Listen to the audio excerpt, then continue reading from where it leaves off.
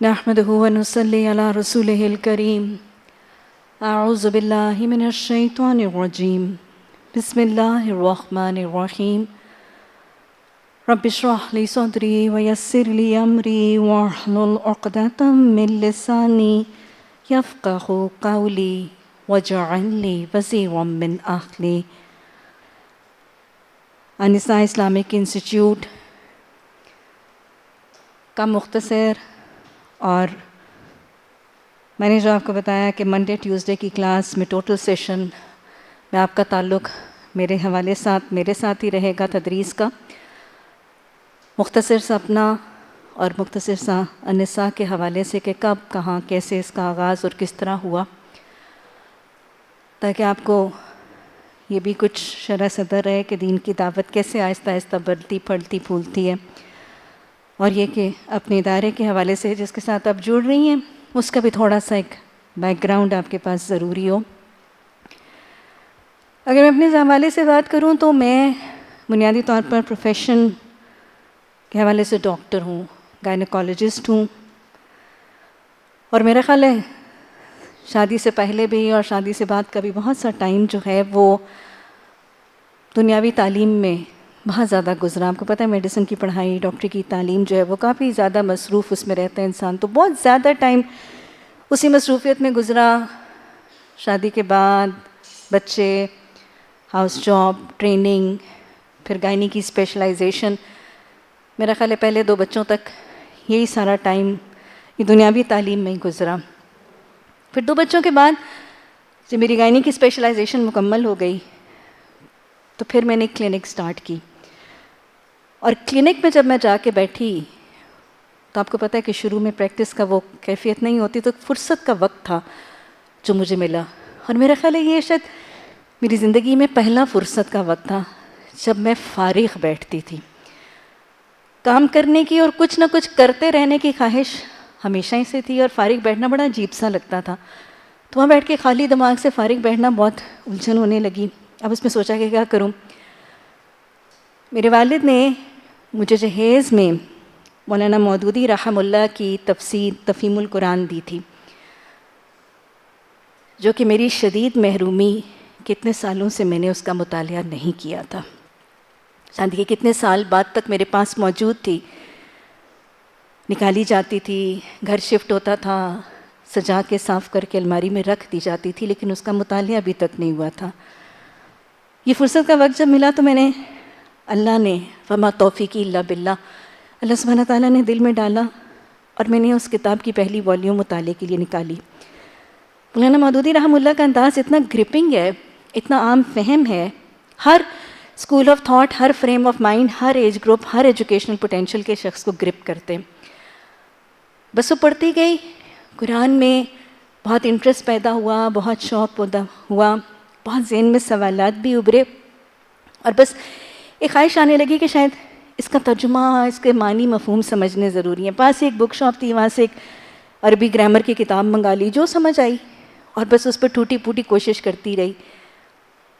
ابھی تک کسی درس و تدریس کے ساتھ کوئی رابطہ نہیں تھا، کوئی احساس بھی نہیں تھا. ایک دن ایسے ہی ابھی ذہن میں اس کو پڑھتے ہوئے بہت سے سوال، اور خاص طور پہ اپنے میڈیکل کے شعبے کے حوالے سے، کیونکہ پیشنٹس آتے تھے، ان کو کیا ایڈوائز کروں، اس معاملے میں کیا کہوں، بہت سے سوال ذہن میں تھے. ایک خاتون میرے پاس آئیں جن کو شاید میں اپنی موسنہ بھی کہتی ہوں ہمیشہ، اور انہوں نے مجھے دعوت دی کہ ہمارے گھر قرآن کلاس ہوتی ہے تو آپ وہاں آئیں. شاید کچھ ایک رجحان اور وہ دعا تھی شاید جو اللہ نے وہ رستہ کھولا.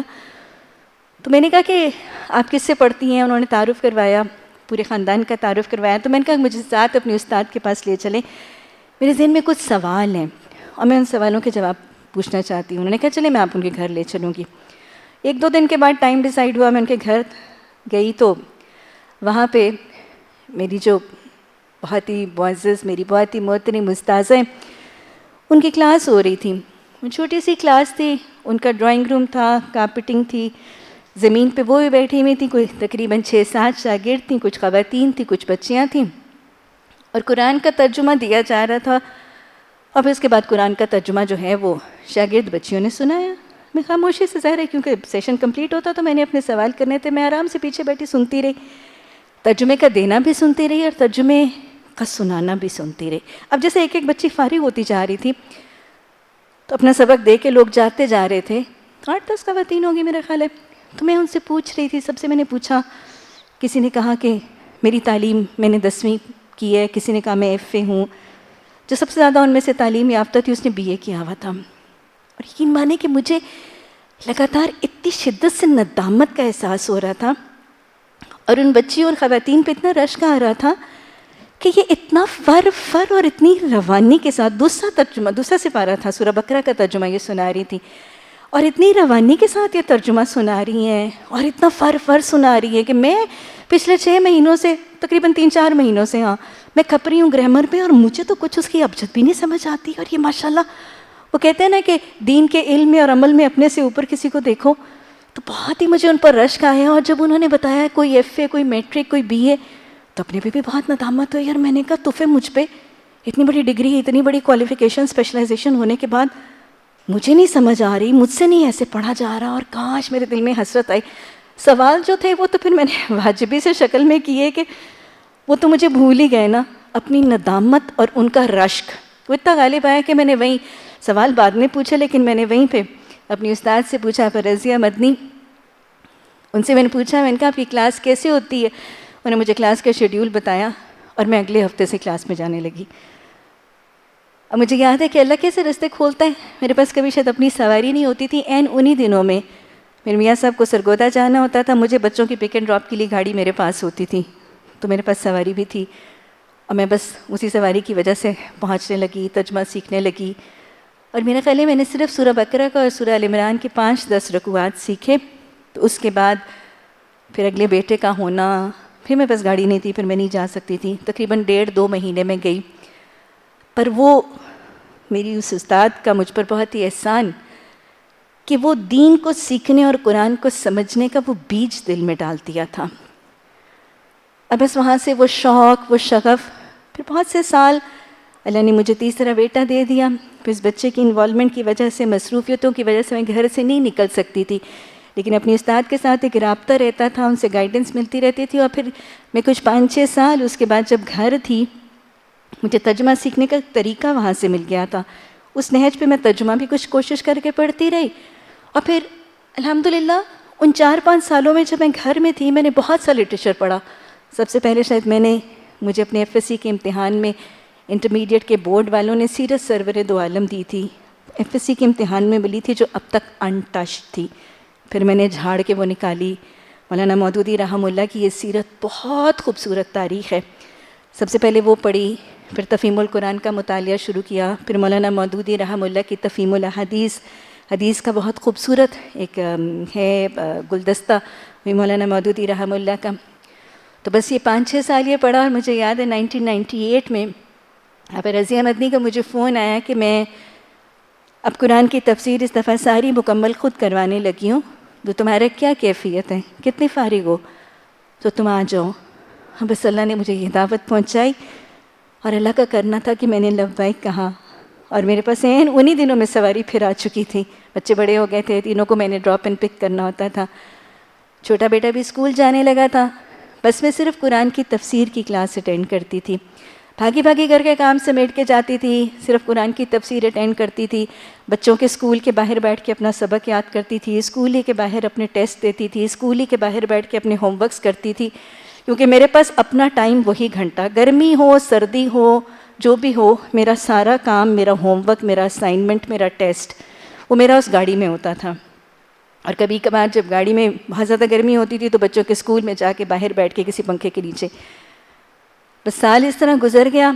جب سال میرا کورس قرآن کا گزر گیا تو اس کے بعد رمضان تھا. میری محسنہ نے, میری استاد نے مجھے یہ کہا کہ تم نے نا اب اس دفعہ دورہ قرآن کروانا ہے. اور میں ان کی شکل دیکھ رہی تھی, میں نے کہا 1 سال قرآن پڑھنے کے بعد میں کیسے دورہ قرآن کروا سکتی ہوں. انہوں نے کہا نہیں, مجھے یقین ہے تم ضرور ہی کروا سکتی ہو اور بہترین ہی کروا لو گی. میں نے بہت ہی باغیاں چھڑانے کی کوشش کی, لیکن اللہ نے شاید میرے لیے اس بھلائی کا ارادہ کیا تھا, اور اللہ یہ ہمارے حق میں قبول بھی فرما لے. بہت ہی انہوں نے مجھے قائل کیا, انہوں نے کہا میں تمہیں آپشن دے ہی نہیں رہی, یہ کام تم نے کرنا ہی کرنا ہے. میرے گھر میں میرے میاں صاحب کے بھتیجے کی شادی تھی اور ساری برادری اور بہت ہی ماشاءاللہ بڑا سب وہ میں نے ہی برپا کرنی تھی، میں نے ہی ارینج کرنی تھی. اور رمضان سے صرف ایک ہفتہ پہلے شادی تھی، اور جب شادی سے میں فارغ ہوئی ہوں تو میرے پاس صرف ایک ہفتہ تھا. اور اس ایک ہفتے میں ڈور ٹو ڈور اپنے محلے کے سارے دروازے دستک دیتی ہوئی، کبھی ایک گھر کبھی دوسرے گھر. اور مجھے یاد ہے جہاں سے مجھے ہلکی سی امید نظر آتی تھی وہاں پہ ان کا میں نمبر، ان کا نام لکھ لیتی تھی. اور اگلے دن جب دوسری دفعہ دعوت دینے کے لیے نکلتی تھی تو جن گھروں نے پچھلی دفعہ ہلکا سا امکان اظہار کیا ہوتا تھا کہ ہاں ہم آئیں گے، دورہ قرآن کی دعوت دے رہی تھی نا کہ میں اپنے گھر میں دورہ قرآن کروانے لگی ہوں، آپ نے آنے. تو جہاں سے ہلکا سا امکان اور ایک پازیٹیو رپورٹ ملتی تھی سب سے پہلے وہاں جاتی تھی. اور اکثر مجھے یاد ہے یہ ہوتا تھا کہ وہ خاتون جس نے اپنا پلہ چھڑانے کے لیے کل مجھ سے یہ بات کہی ہوتی تھی، کیونکہ منہ در منہ بسا اوقات لوگ انکار نہیں کر سکتے کیونکہ ہم علاقے کے اس علاقے بہت پرانے رہنے والے ہیں، تو وہ کئی دفعہ وہ میوچل رسوخ کی وجہ سے بھی وہ انکار نہیں کر سکتی تھیں. اور اگلے دن مجھے یاد ہے میں نے جانا اور میں نے دستک دینی تو وہ خاتون خود نہیں نکلتی تھی، اور بس اوقات مجھے اندر سے آواز آتی تھی وہ برقعے والی آئی ہے نا، اسے کہہ دو چلی جائے، میں نے کوئی نہیں آنا. کیونکہ وہ منہ در منہ مجھے جواب نہیں دے سکتی تھی لیکن پس پردہ مجھے وہ آواز ضرور سنائی دیتی تھی. اپنے محلے کی پوری گلیاں ڈور ٹو ڈور جا کے اللہ کے کرم سے میرا خالے کو تقریباً 10-15 خواتین تھیں جو ہمارے ڈرائنگ روم میں جمع ہو گئیں. اس سال میں نے دورہ قرآن کروایا، اللہ کا احسان تھا، ہو بھی گیا. اب آپ دیکھیں گی سیشن میں کہ مجھے وقت کی پابندی کے معاملے میں بہت زیادہ خبت ہے. کلاس کا وقت 10 بجے ہوتا تھا اور میں 9:45 بجے جا کے بیٹھ جاتی تھی، اور 9:30 بجے ہی میں دروازہ دیکھنا شروع کر دیتی تھی کہ ابھی کوئی آیا ہے کہ نہیں آیا. اور میرے میاں صاحب اللہ ان کو بہت ہی اجر دے، میرے دین کے معاملے میرے بڑے معاون ہیں اور مجھے ڈھارس اور تسلی دیتے رہتے تھے کہ پریشان نہ ہونا، آ جائیں گے، اللہ بھیج دے گا. اور 9:45 بجے جا کے میں نے صوفے پہ بیٹھ جانا انتظار کے لیے، تو مجھے آ کے کہنا کہ اتنی جلدی کوئی نہیں آئے گا. اور پھر 10 بجنے میں 2-3 منٹ رہتے تھے، دروازہ کھلتا تھا اور مجھے لگتا تھا کہ ایسے جیسے پتہ نہیں کہ اللہ کی کون سی رحمت سے یہ دروازہ کھل گیا، چلو ایک آدمی تو آ گیا. اب ایک خاتون آتی تھی اور پھر 8-10 لوگ اکٹھے ہو ہی جاتے تھے. میاں صاحب روز کئی دفعہ ہوتا تھا میں 10 بجے میں 5 منٹ پہ جا کے میاں صاحب سے کہتی تھی ابھی تک کوئی بھی نہیں آیا، تو مجھے ہمیشہ کہتے تھے جاؤ چلی جاؤ وہیں جا کے بیٹھی رہو نا، اور اگر آج کوئی بھی نہیں آیا نا تو بس تم نے پھر بھی سنا آنا کہ اگر اللہ کے بندے نہیں بھی آئیں گے تو اللہ کے حکم سے انشاءاللہ فرشتے ضرور ہی تمہارا کلام سن لیں گے، اور پھر انشاءاللہ تمہاری گواہی بھی اللہ کے ہاں ضرور پہنچ جائے گی اور تمہاری اپنی بھی تیاری ہو جائے گی. بہرحال یہ امید، یہ تسلی ہوتی تھی. میں بیٹھی ہوئی رہتی تھی، خواتین آ بھی جاتی تھیں. مجھے یاد ہے کہ تقریباً 10-12 کا گروہ تھا جو آتی تھی، ان میں سے کچھ خواتین تو آ کے صرف صوفے پہ سوتی تھیں، لیکن بس یہ کہ وہ مجھے ایک حوصلہ ہوتا تھا کہ لوگ ضرور بیٹھے ہوئے. الحمدللہ یہ دورہ قرآن گزر گیا، اس کے بعد پھر دعا پہ زیادہ لوگ آئے، ان سب نے اظہار کیا کہ ہم ہفتہ وار کلاس کرنا چاہتے ہیں، تو ہفتہ وار کلاس کا آغاز ہو گیا.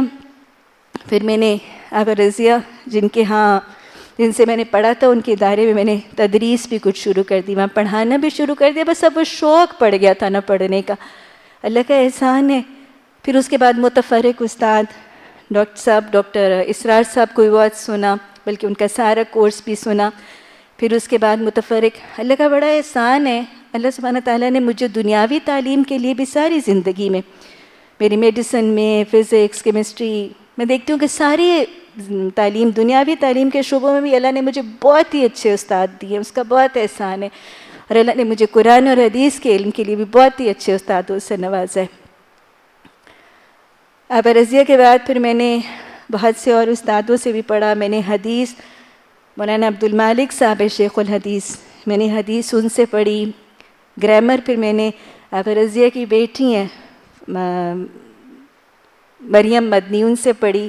تجوید میں نے ان کی 2 حافظہ بیٹیاں ہیں فاطمہ مدنی اور حاجرہ مدنی، ان سے پڑھی. پھر ایڈوانس کورس گرامر کا تو میرے استاد اصل میں ڈاکٹر اقبال نکیانہ صاحب، یہ مدینہ یونیورسٹی کے پڑھے ہوئے تھے، اور ان سے پھر میں نے صرف و نحو پڑھی. سیرت میں میرے بہت ہی شفیق استاد حافظ ادریس احمد، ان کی کتابیں بھی انشاءاللہ آپ کو یہاں پڑھائی جائیں گی، بہت ہی پیارا لکھتے ہیں اور بہت ہی خوبصورت کتب ان کی موجود ہے. حافظ صاحب نے مجھے سیرت بہت ہی شفقت سے، بہت اچھی رہنمائی سے پڑھائی. اللہ کا بہت کرم ہے، بہت اچھے استاد ملے، لیکن اس سارے پیریڈ میں پڑھاتی رہی. اگلا سال دورہ قرآن ہوا، ماشاءاللہ حاضری بہت زیادہ بڑھ گئی تھی. اور پھر دوسرا سال دورہ قرآن کے بعد اور پورا 1 سال جب ایک ویکلی کلاس چلتی رہی تو ان لوگوں نے اس خواہش کا اظہار کیا کہ اب ہم ویکلی کلاس نہیں چاہتے، آپ باقاعدہ ہمیں کورس کروائیں اور قرآن اور حدیث کا کورس کروائیں. تو بس میرے گھر کے اپنی بیسمنٹ کے اندر میرا یہ پہلا کورس، یہ پہلا دورہ قرآن میرا 2000 میں تھا. 1998 میں میں نے قرآن پڑھا، 1999 میں، اور 2000 میں میں نے پہلا دورہ قرآن کروایا۔ اس کے 2 سال بعد 2002 میں ہمارا پہلے کورس کا آغاز ہوا، اور میرے اپنے بیسمنٹ میں تھا، تقریباً 20-25 خواتین تھیں۔ وہ ابھی تک ہمارا پہلا بیچ النساء کے ساتھ بہت زیادہ قریبی طور پہ جڑا ہوا ہے، اور یہ کورس تقریباً 2.5 سال میں نے سنگل ہینڈڈ کروایا تھا، کیونکہ اس وقت میرے پاس کوئی معاون نہیں تھے۔ قرآن بھی میں خود ہی پڑھاتی تھی، حدیث بھی میں نے خود ہی پڑھائی، تجوید بھی، گرامر بھی، سب میں نے خود ہی کروایا۔ بس جب یہ پہلا بیچ 2004-2005 میں تقریباً یہ لوگ فارغ ہوئے 2.5 سال کے بعد، تو پھر ماشاءاللہ معاون بن گئے تھے۔ اب پھر ہم نے النساء کا قیام کیا۔ تب تک میرا اپنا گھر، میرا بیسمنٹ، میرا ڈرائنگ روم اب چھوٹا ہو گیا تھا۔ ماشاءاللہ لوگ اتنے ہوتے تھے ہمارے گھر میں پورے نہیں آتے تھے، تو پھر ہم پاس کی مسجد، خالد مسجد ہماری کیولی گراؤنڈ میں، ہم وہاں پہ شفٹ ہو گئے۔ مسجد والوں کا بھی بہت احسان ہے، انہوں نے ہمیں جگہ دے دی، اور ہماری ویکلی کلاس بھی وہیں شفٹ ہو گئی، ہمارا دورہ قرآن بھی وہیں شفٹ ہو گیا، اور ہمارا سیکنڈ بیچ جو ہے وہ خالد مسجد ہی میں ہم نے ان کو وہاں پہ پڑھایا۔ اور ماشاءاللہ بہت سی استاذہ جو آپ کے پاس یہاں پڑھائیں گی آپ کو، وہ ہمارے سیکنڈ بیچ کی فارغ ہیں۔ اس سیکنڈ بیچ میں بھی تقریباً سارا میں نے خود ہی پڑھایا، بس 1-2 معاون تھے۔ 5 دن میں خود ہی سارا کورس کرواتی تھی۔ اس کے بعد پھر مسجد والوں نے کچھ حد تک ہاتھ کھینچ لیا، کیونکہ انہوں نے وہ ہال جو ہے وہ حفظ کے لیے استعمال کرنا تھا۔ ان دا مین ٹائم اس اثناء میں ہم لوگوں نے ارادہ کیا کہ اب یہ جگہ ہماری چھوٹی پڑتی جا رہی ہے اور ہمیں اپنی ایک مستقل جگہ چاہیے۔ تو پھر ہم نے قرآن ہاؤس کے لیے ایک ارادہ فلوٹ کیا، اور اللہ سبحانہ تعالیٰ کے کرم سے تیسرا بیچ پھر میرے گھر میں ہوا۔ جگہ بہت ہی تنگ تھی، لیکن بہرکیف تیسرا بیچ ہمارا میرے گھر میں پھر سے ہوا۔ جب تک تیسرا بیچ ختم ہوا، اس 2 سال کے اثناء میں ہم نے قرآن ہاؤس کا پلاٹ بھی خریدا، قرآن ہاؤس کی تعمیر گراؤنڈ فلور کی اور بیسمنٹ کی تعمیر ہوئی، اور 4تھ بیچ پھر ہمارا یہاں پہ ہوا۔ 4تھ بیچ جب 2 سال یہاں پہ چلتا رہا، ان دا مین ٹائم ہم اپنا سیکنڈ فلور جو ہے، یہ فرسٹ فلور جو ہے کمپلیٹ کر کے ہم نے اپنا ہاسٹل کمپلیٹ کر لیا۔ پچھلا بیچ جو ہمارا 5تھ بیچ تھا، پھر اس میں ہم نے ہاسٹل کے ساتھ آغاز کیا، اور اب ہمارے ہاسٹل کا یہ 2nd اور 6th آپ لوگوں کا بیچ ہے۔ قرآن ہاؤس کا یہ 3rd بیچ ہے جو قرآن ہاؤس میں ہے۔ ہاسٹل والے لوگ ہمارے پاس اب 2nd بیچ میں آ رہے ہیں۔ پچھلے بیچ کی جو ہاسٹل کی بچیاں آئیں ماشاءاللہ وہ بھی کافی دور دراز کے علاقوں سے آئی تھیں، اور کوئی راجن پور سے، کوئی آزاد کشمیر سے، بہت دور سے، اوکاڑا وغیرہ سے، مختلف شہروں سے آئی ہیں۔ اور پچھلے سال کے فارغ ہونے والی بچیوں میں سے تقریباً سبھی نے، الا یہ کہ کچھ جن کے کچھ گھریلو مسائل تھے، کسی کی 1-2 کی صحت کی پرابلم تھی، سب نے اپنے اپنے لوکل علاقوں میں سب نے الحمدللہ اس دفعہ دورہ قرآن کروایا، اور ماشاءاللہ سب کا دورہ قرآن اپنے علاقوں کے اندر بہت ہی اچھا بھی رہا۔ اللہ سبحانہ تعالیٰ آپ لوگوں کا آنا بھی اس ادارے کے لیے، ہم سب کے لیے، اساتذہ جو سب آپ کو پڑھائیں گے استادوں کے لیے، اللہ سبحانہ تعالیٰ یہ باعث برکت کرے، اس کو قبول کرے۔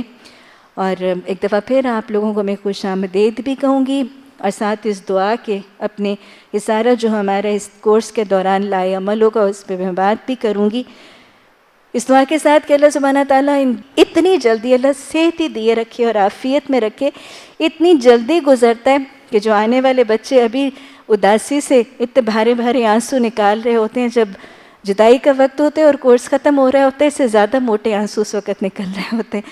جو بچیاں آپ کے پاس 1st ایئر والی پچھلے بیچ کو دیکھ چکی ہیں رخصتی کے وقت، تو ان کا حال یہ ہوتا تھا کہ رخصتی جب جا رہی تھی نا یہاں سے، تو وہ بار بار گلے لگ لگ کے رو رہی ہوتی تھی کہ ہم جانا نہیں چاہتے۔ تو مجھے یاد ہے میں اور باقی ہماری سب کوآرڈینیٹرز ان کو یہی کہہ رہی ہوتی تھی، آتے ہوئے بھی رو رہے تھے اور جاتے ہوئے بھی رو رہے ہو۔ تو بات ہے کہ اتنی جلدی یہ ٹائم گزر جاتا ہے، اور وہی بات ہے اسٹوڈنٹ لائف کا ٹائم تو بہت ہی خوبصورت سا اور اچھا سا ٹائم ہے۔ اللہ ہمیں آخری سانسوں تک، اپنی زندگی کے آخری مرحلے تک قرآن اور حدیث کا طالب علم ہی رکھے، اور اللہ ایسا طالب علم رکھے جن کے دلوں میں ذوق و شوق ہو ان خزانوں کو سمیٹنے کا۔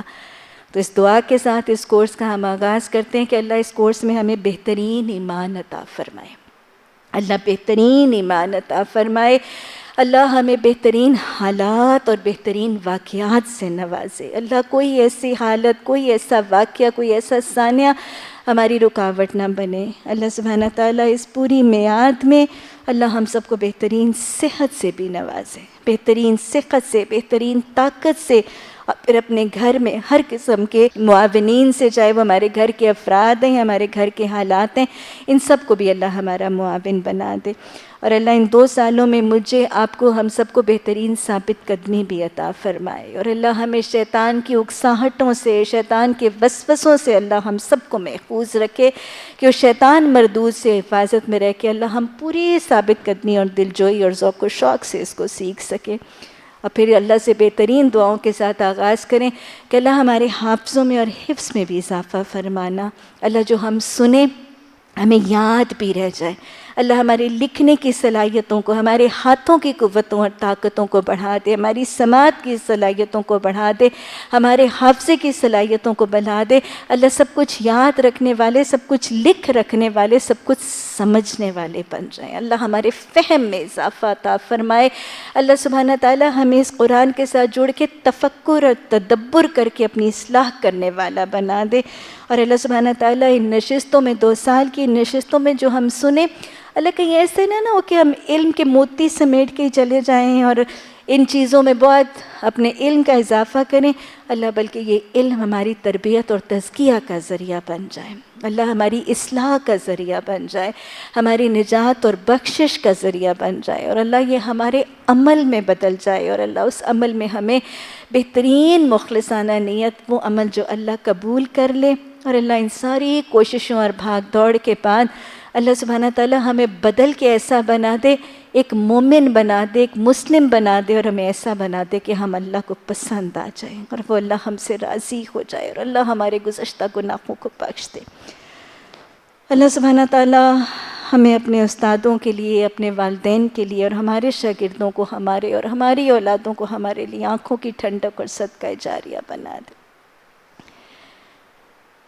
اس بات کے ساتھ پھر آغاز کروں گی جیسے میں نے حدیث میں کیا، اس چیز کو اپنے اوپر بہت زیادہ طاری کریں، وما توفیقی الا باللہ، اس بات کو ذہن نشین کر لیجئے کہ اگر آپ یا میں، ہم میں سے کوئی ایک فرد بھی یہاں بیٹھا ہے نا، تو اس میں ہمارا کمال نہیں ہے۔ یہ کیا ہے؟ یہ میرے رب کا کرم ہے، یہ اس کا فضل ہے، یہ اس کا خاص انعام ہے۔ آپ کو پتہ ہے نا، آپ جانتے ہیں کہ کچھ نصیب ایسے ہوتے ہیں کہ اللہ کے حکم سے نشستوں پر کچھ کے نام اللہ فرشتوں کو کہہ دیتا ہے کہ نشستوں پہ کچھ لوگوں کے نام لکھ دو۔ کتنا اللہ کا احسان، کتنا اللہ کا کرم۔ آپ دیکھیں کہ ان پروگرامز کی، ان کورسز کی اتنی تشہیر، اتنی دعوت، اتنی تبلیغ، اتنا پیغام اتنے لوگوں تک پہنچایا جاتا ہے، آل اوور پاکستان، انٹرنیٹ کے ذریعے، سوشل میڈیا کے ذریعے، بینرز کے ذریعے، پوسٹرز کے ذریعے، میسیجز کے ذریعے، ہینڈ آؤٹس کے ذریعے، ٹیلی فون کالز کے ذریعے، مطلب وہ اتنا ایکسٹینسو نیٹ ورک کے باوجود کتنے لاکھوں لوگوں تک میسیج آتا ہے، لیکن اللہ کتنے تھوڑوں کو توفیق دیتا ہے نا۔ یہ وہ رب کا احسان ہے۔ اللہ سبحانہ تعالیٰ، وہ حدیث کے الفاظ ہے کہ اللہ جب کسی سے بھلائی کا ارادہ کرتا ہے تو اس کو کیا دیتا ہے؟ اس کو دین کا علم دیتا ہے، اس کو دین کا فہم دیتا ہے۔ تو اللہ کے اس احسان کو جو میرے اور آپ کے ساتھ وہ فرما رہا ہے، اس احسان کو لگاتار ان 2 سالوں پہ اپنے پہ غالب رکھیے گا۔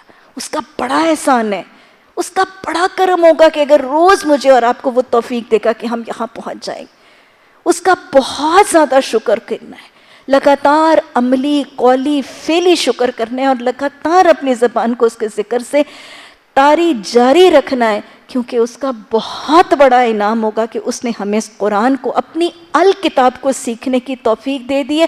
اس سے بڑا احسان، اس سے بڑا فضل، اس سے بڑا کرم وہ کسی پر کر نہیں سکتا۔ اللہ ہمیں اس کے اس کرم کی قدردانی کی بہترین توفیق عطا فرمائے، اور اللہ عملی شکر کے بعد ہمیں اپنے آپ کو اس قرآن کے رنگ میں رنگنے والا خوش نصیب بنا دے۔ یہ احساس کہ ہم ایک سفر میں ہیں، کیا خیال ہے آپ پر ہیں؟ ہم سب زندگی کا ایک سفر طے کر رہے ہیں نا۔ اللہ سبحانہ تعالیٰ قرآن میں فرماتے ہیں، یا ایھا الانسان قادحا الی ربک قدحا فملاقیہ، اے انسان تو چلا جا رہا ہے، کشاں تو اپنے رب کی طرف چلا جا رہا ہے، فملاقیہ تو اس سے ملنے والا ہے۔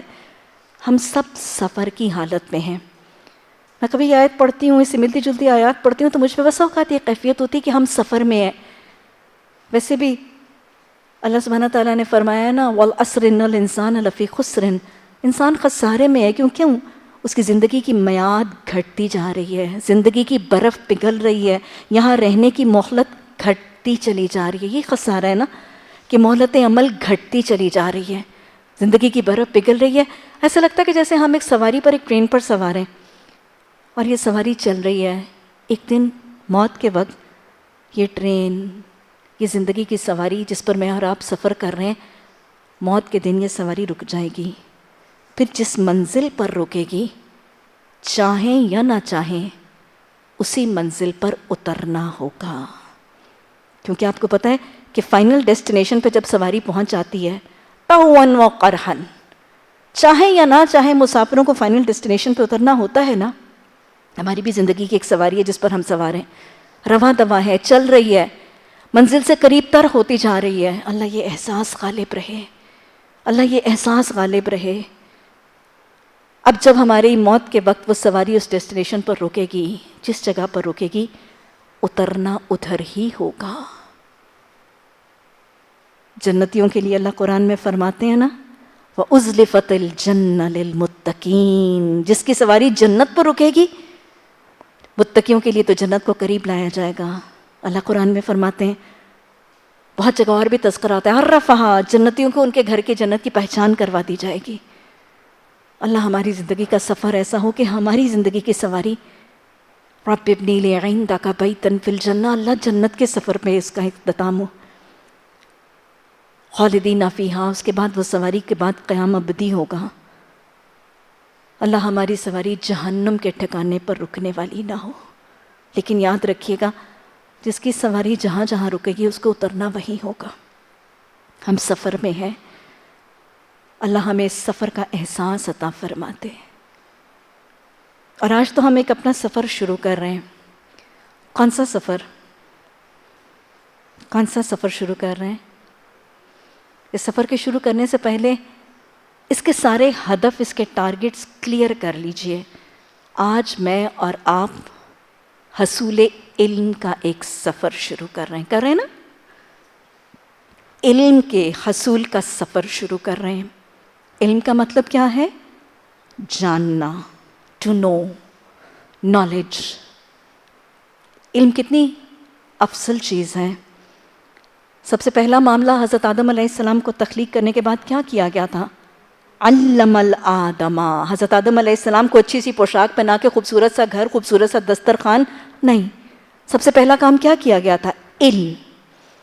حضرت آدم علیہ السلام کے ساتھ پہلا کام علم. محمد صلی اللہ علیہ وسلم کے ساتھ پہلی وحی اقرا، پڑھ. رحمان کا سب سے بڑا احسان، الرحمن علم القرآن.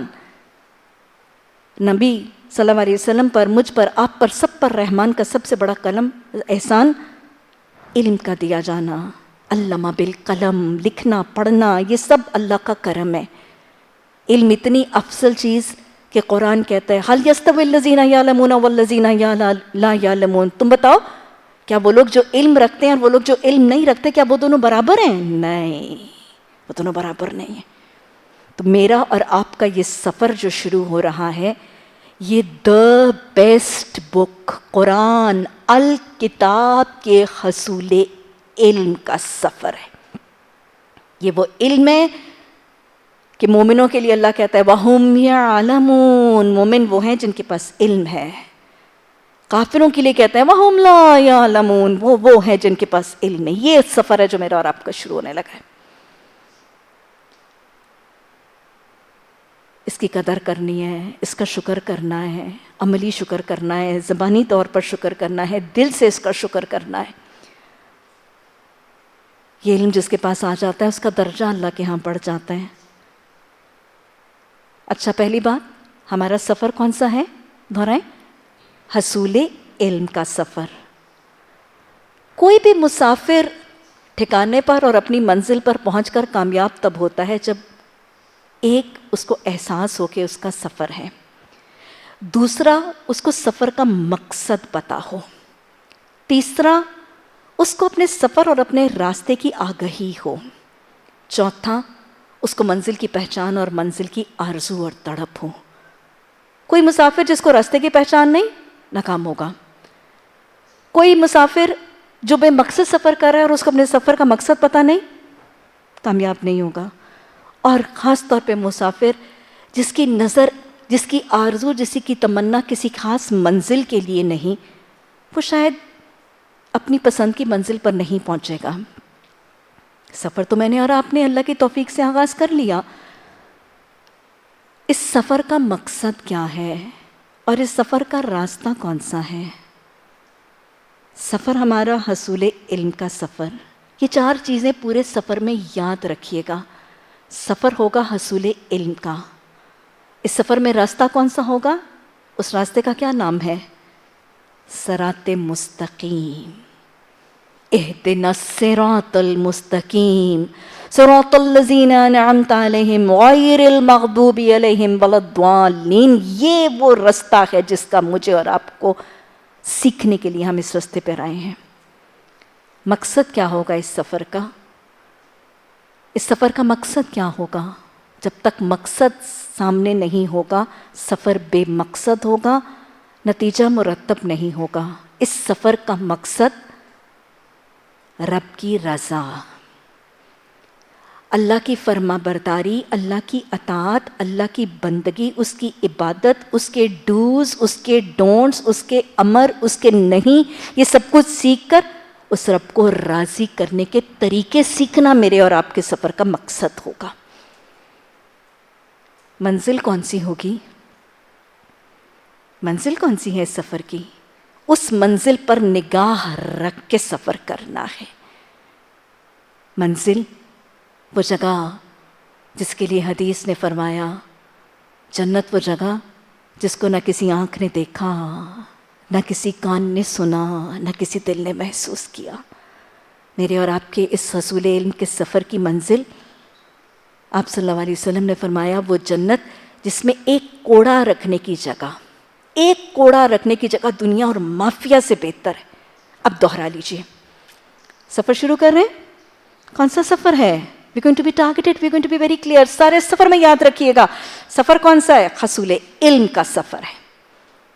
راستہ کون سا ہوگا ہمارا؟ صراط مستقیم انشاءاللہ.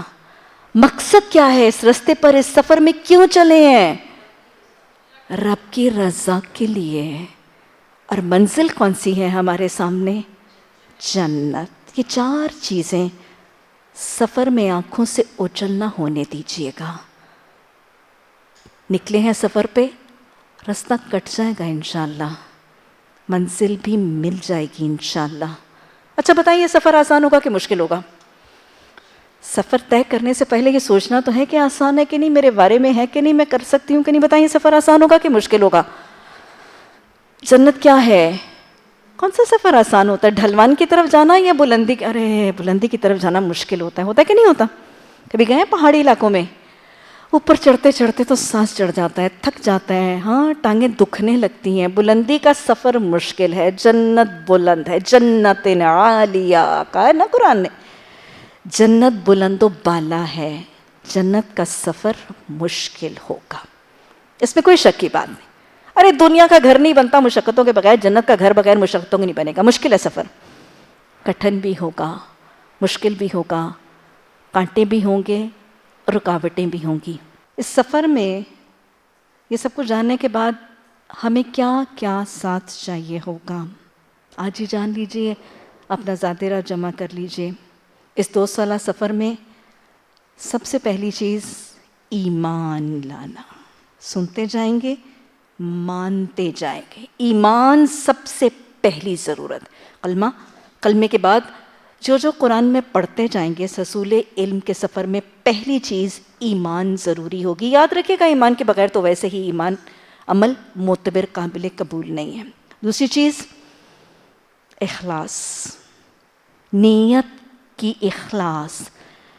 جو سبق پڑھیں گے اس کو سیکھنے کے بعد، اس کو سمجھنے کے بعد، اس کو مان لینے کے بعد جب عمل کریں گے تو عمل میں ریا، دنیا داری، دنیا کا حصول نہیں، خالصتاً اللہ کی رضا نیت ہوگی. انما الاعمال بالنیات.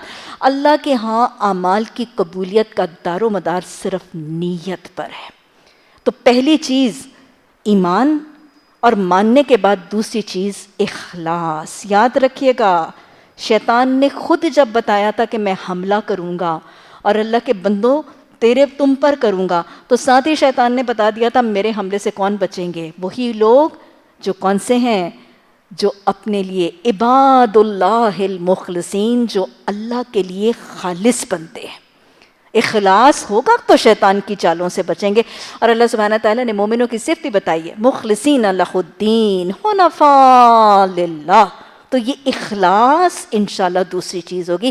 ہم یہ عمل ریا، دکھاوے، نمود و نمائش، کسی چکر دنیا داری کے لیے نہیں کریں گے. ہمارے عمل میں دوسری چیز جو اس سفر میں لازم ہے وہ اخلاص ہے. نیت کی درستگی اور خلوص خالصتاً اللہ کی رضا کے لیے ہوگا. تیسری چیز جو جائے گی وہ تقوی. تقوی، خوف خدا. تقوی ہوگا تو سبق سمجھ بھی آئے گا، عمل، تربیت، تزکیہ بھی انشاءاللہ بہتر اور آسان ہوگا. وہ مجھے ایک امام کا واقعہ یاد آ رہا ہے کہ امام کے بہت سے شاگرد تھے، اور امام صاحب کیا کرتے تھے کہ جب وہ اپنے تلامذہ کو، اپنے شاگردوں کو سبق دیتے تھے تو ایک شاگرد کو سبق زیادہ دیتے تھے، جس پر باقی جو شاگرد تھے ان کو کچھ اعتراض ہوا. انہوں نے اپنے استاد سے ہلکی سی، جیسے کہتے ہیں نا، رنجش کا بھی اظہار کیا کہ یہ کیا بات ہے، آپ جتنا سبق ان کو دیتے ہیں اس سے ہمیں کم سبق دیتے ہیں، ہمیں بھی اتنا دیا کریں جتنا آپ ان کو دیتے ہیں. استاد نے کیا کیا، امام نے کیا، ساروں کو ایک کام، ایک ہوم ورک، ایک اسائنمنٹ دی، اور کہا کیا کہ ایک اپنے اپنے گھر جانا، جب فارغ ہو جاؤ گے تعلیم کی نشست سے، تم لوگوں نے اپنے اپنے گھر جانا ہے اور ایک مرغ ذبح کرنا ہے. اور دیکھو وہ ذبح وہاں کرنا ہے جہاں تمہیں کوئی دیکھے نہ. ہوم ورک تھا، استاد کا اسائنمنٹ تھی، پروجیکٹ تھا، سب نے کرنا تھا. اگلے دن رپورٹ بھی دینی تھی. اب سارے تلامذہ اگلے دن جب ان کے پاس آئے تو امام صاحب کو سب سے پوچھا کہ بتاؤ تم نے کیا کیا، کہاں ذبح کیا؟ ظاہر ہے استاد کا حکم تھا، یہ کام تو کرنا تھا. ایک آیا، اس نے کہا کہ میں نے بہت جگہ تلاش کی، مجھے اپنے گھر کے بالکل صحن کے پیچھے ایک درخت کے پیچھے جگہ ملی، میں نے وہاں جا کے ذبح کیا. دوسرے نے کہا کہ میں بہت گھوما، بالکل ایک ویران سے علاقے میں وہاں چلا گیا، میں نے وہاں جا کے. تیسرے نے کہا میں نے قبرستان میں، کہا کسی نے کہا میں نے پہاڑ کے پیچھے، کسی نے کہا میں نے درخت کے تنے کے پیچھے، چھپی چھپی تھی جگہوں کے پیچھے ان لوگوں نے ذکر کیا. اب وہ شاگرد جس کو امام صاحب ہمیشہ زیادہ سبق دیتے تھے، ان سے جب آخر میں پوچھا گیا تو انہوں نے کہا کہ میں نے ذبح نہیں کیا. سارے شاگرد بڑے خوش ہوئے کہ دیکھا آج ان کا کام نظر آیا کہ انہوں نے نافرمانی کی استاد کی، اب ان کا سبق کم ہو جائے گا، ہمارے جتنا ہو جائے گا. امام صاحب نے جب ان شاگرد کو پوچھا کہ بتائیں آپ نے کیوں نہیں ذبح کیا، تو انہوں نے وجہ کیا بتائی. انہوں نے کہا کہ امام صاحب اصل بات یہ ہے کہ میں جہاں بھی اس کو لے کے جاتا تھا اور یہ تلاش کرنے کی کوشش کرتا تھا کہ کسی ایسی جگہ جاؤں جہاں مجھے کوئی نہ دیکھے، تو مجھے اس روئے زمین پر اپنے ارد گرد کوئی ایسی جگہ نظر نہیں آئی جہاں میرا رب مجھے نہیں دیکھ رہا تھا، اس لیے میں اس جانور کو ذبح کیے بغیر آ گیا ہوں. کیا زیادہ تھا؟ تقویٰ زیادہ تھا. حصول علم میں ترقی اور فاستبقوا الخیرات، اپنی تربیت، اپنی تزکیہ میں اگر سبقت لے جانا چاہتے ہیں تو خوف خدا کا جذبہ اور تقویٰ کا جذبہ آپ کا زاد راہ رہے گا. اللہ نے حج کے سفر کے حاجی کے لیے بھی کہا ہے وَتَزَوَّدُوا، زاد راہ ساتھ لے لو، فَإِنَّ خَيْرَ الزَّادِ التَّقْوَىٰ، بہترین زاد راہ بہرحال تقویٰ ہی ہے. تو حصول علم کے سفر میں تیسری چیز جو میں اور آپ ساتھ خلوص نیت کے بعد رکھیں گے وہ تقویٰ، خوف خدا کو غالب رکھیں گے. اس کے بعد ثابت قدمی، پرسسٹنس، پرسیورنس. حدیث کے الفاظ ہیں، رسول اللہ صلی اللہ علیہ وسلم نے فرمایا کہ اللہ سبحانہ تعالیٰ کو سب سے زیادہ محبوب عمل کون سا ہے؟ ادوامہ، جس میں دوام ہے، ہمیشگی ہے، پرسسٹنس ہے. اللہ ثابت قدمی کو پسند کرتا ہے. ثابت قدمی کے لیے ایک تو دعا سیکھ لیجیے، ربنا ثبت اقدامنا. اللہ تو نے چلا تو دیا، تیری توفیق سے چلے، لیکن اب ہمارے قدم جما دینا. شیطان کہیں اکساہٹوں سے ہمارے قدموں کو اکھاڑ نہ دے، ہمارے راستے میں کہیں دریچے اور رکاوٹیں ڈال کے ہمیں اس راستے سے ہٹا یا روک نہ دے. ربنا ثبت اقدامنا، قرآنی دعائیں لگاتار اپنی نماز میں مانگیے گا، اور خاص طور پہ جس وقت شیطان وسوسے ڈالے اس وقت زیادہ مانگیے گا. اور پھر وہ مسنون دعا، یا مقلب القلوب ثبت قلبی علی دینک، یا مصرف القلوب صرف قلبی علی طاعتک.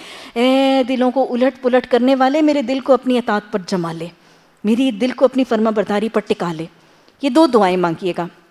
اچھا، ثابت قدمی کے لیے سفر مشکل ہے، حصول علم کا سفر مشکل ہے. ایک احادیث کا خزانہ میں آپ کو دے رہی ہوں، لکھ لیجئے، یاد کر لیجئے.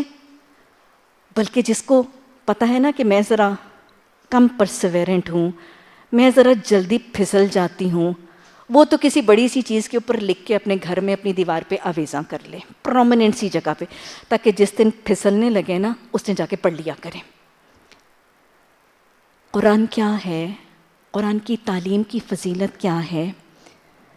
آپ صلی اللہ علیہ وسلم نے کیا تاکید فرمائی تھی؟ میں اپنے پیچھے 2 چیزیں چھوڑے جا رہا ہوں، کتاب اللہ و سنتی، ایک اللہ کی کتاب اور ایک اللہ کی سنت، ان کو تھامے رکھو گے راستہ گم نہیں کرو گے. ہاں یہی تو ہم سیکھنے آ رہے ہیں. وَمَن يَعْصِ اللَّهَ وَرَسُولَهُ فَقَدْ ضَلَّ ضَلَالًا بَعِيدًا، بھٹکنے سے بچنے کے لیے آ رہے ہیں. اللہ نے فرمایا وَاعْتَصِمُوا بِحَبْلِ اللَّهِ جَمِيعًا وَلَا تَفَرَّقُوا، اس اللہ کی رسی کو تھامنا ہے. اور پھر وہ حدیث کے الفاظ، آپ صلی اللہ علیہ وسلم نے فرمایا خوش ہو جاؤ، ابشروا، خوش ہو جاؤ، خوشیاں مناؤ. قرآن، اس کا ایک سرا اللہ کے ہاتھ میں ہے، ایک سرا تمہارے ہاتھ میں ہے. اللہ اکبر. یہ قرآن جو آپ نے تھاما ہے، حدیث نے بتایا اس کا ایک سرا اللہ کے ہاتھ میں، ایک سرا تمہارے ہاتھ میں ہے. جب تک اس قرآن کو تھامو گے راستہ گم نہیں کرو گے. قدم ڈگمگانے لگیں گے، شیطان پھسلائے گا، بہکائے گا، اس حدیث کو پکڑ کے قرآن کا سرا پکڑ کے یہاں آ جائیے گا. پھر آپ صلی اللہ علیہ وسلم نے فرمایا القرآن حجت لک و علیک، یہ قرآن یا تمہارے حق میں حجت ہے یا تمہارے خلاف حجت ہے. حدیث بتاتی ہے قرآن کچھ لوگوں کو اٹھائے گا اور کچھ لوگوں کو گرائے گا. قرآن کچھ لوگوں کو اٹھائے گا اور کچھ لوگوں کو گرائے گا. اللہ ہم اس سے گرنے والے نہ ہو جائیں. اللہ اس کو ہمارے حق میں حجت کرنے والا بنا دینا. پھر حدیث میں آتا ہے آپ صلی اللہ علیہ وسلم نے فرمایا قیامت کے دن قرآن سے بڑھ کے شافی اور کوئی نہیں ہوگا. قیامت کے دن قرآن سے بڑھ کے سفارشی یا شفاعت کرنے والا شافی اور کوئی نہیں ہوگا. اسی طرح ملتی جلتی ایک اور حدیث میں ہے قرآن ایسا شافی ہے کہ قیامت کے دن اس کی سفارش رد نہیں ہوگی. یہ ہے قرآن. جس دن شیطان بہکانے لگے، آؤ آج ایگزیبیشن پہ، آؤ آج سیل پہ، آؤ آج گھومنے پہ، آج سستی میں، آج آرام سے سونا، آج گھر کو ٹینڈ، آج فلاں کو، یہ حدیث پڑھ لیجئے گا. یہ وہ قرآن ہے، یہ وہ سفارشی ہے جس کی سفارش ہی رد نہیں ہوگی. ارے اس کی تو 2 صورتیں انشاءاللہ ہم سورہ بقرہ کی تفسیر میں شروع میں ہی پڑھیں گے. اس کی تو 2 صورتیں جھگڑا کریں گی. اس کی تو سورہ ملک قبر کی عذاب کی نجات کا ذریعہ بنیں گے. اس کو تھامنا ہے، اس کو چھوڑنا نہیں ہے. اس کا ایک سرا اللہ کے ہاتھ میں ہے. کتنی فضیلت ہے. آپ صلی اللہ علیہ وسلم نے فرمایا قرآن کی 2 آیتوں کو سمجھ کے پڑھنا یا پڑھانا. اللہ ہمیں دونوں ہی چیزوں کی توفیق دے، پڑھنے کی بھی اور پڑھانے کی بھی، اور اللہ ہماری طرف سے دونوں قبول بھی کر لے. قرآن کی 2 آیتوں کو سمجھ کے پڑھانا یا پڑھانا 100 نوافل سے بہتر ہے. اور پھر آپ نے مزید فرمایا قرآن کہ ایک باب، ایک چیپٹر کو سمجھ کے پڑھنا یا پڑھانا 1000 نوافل سے بہتر ہے. یہ ہے وہ حدیث جو ہم نے بلٹس دے کے ہائی لائٹ کر کے اپنے پاس لکھ لینی ہے.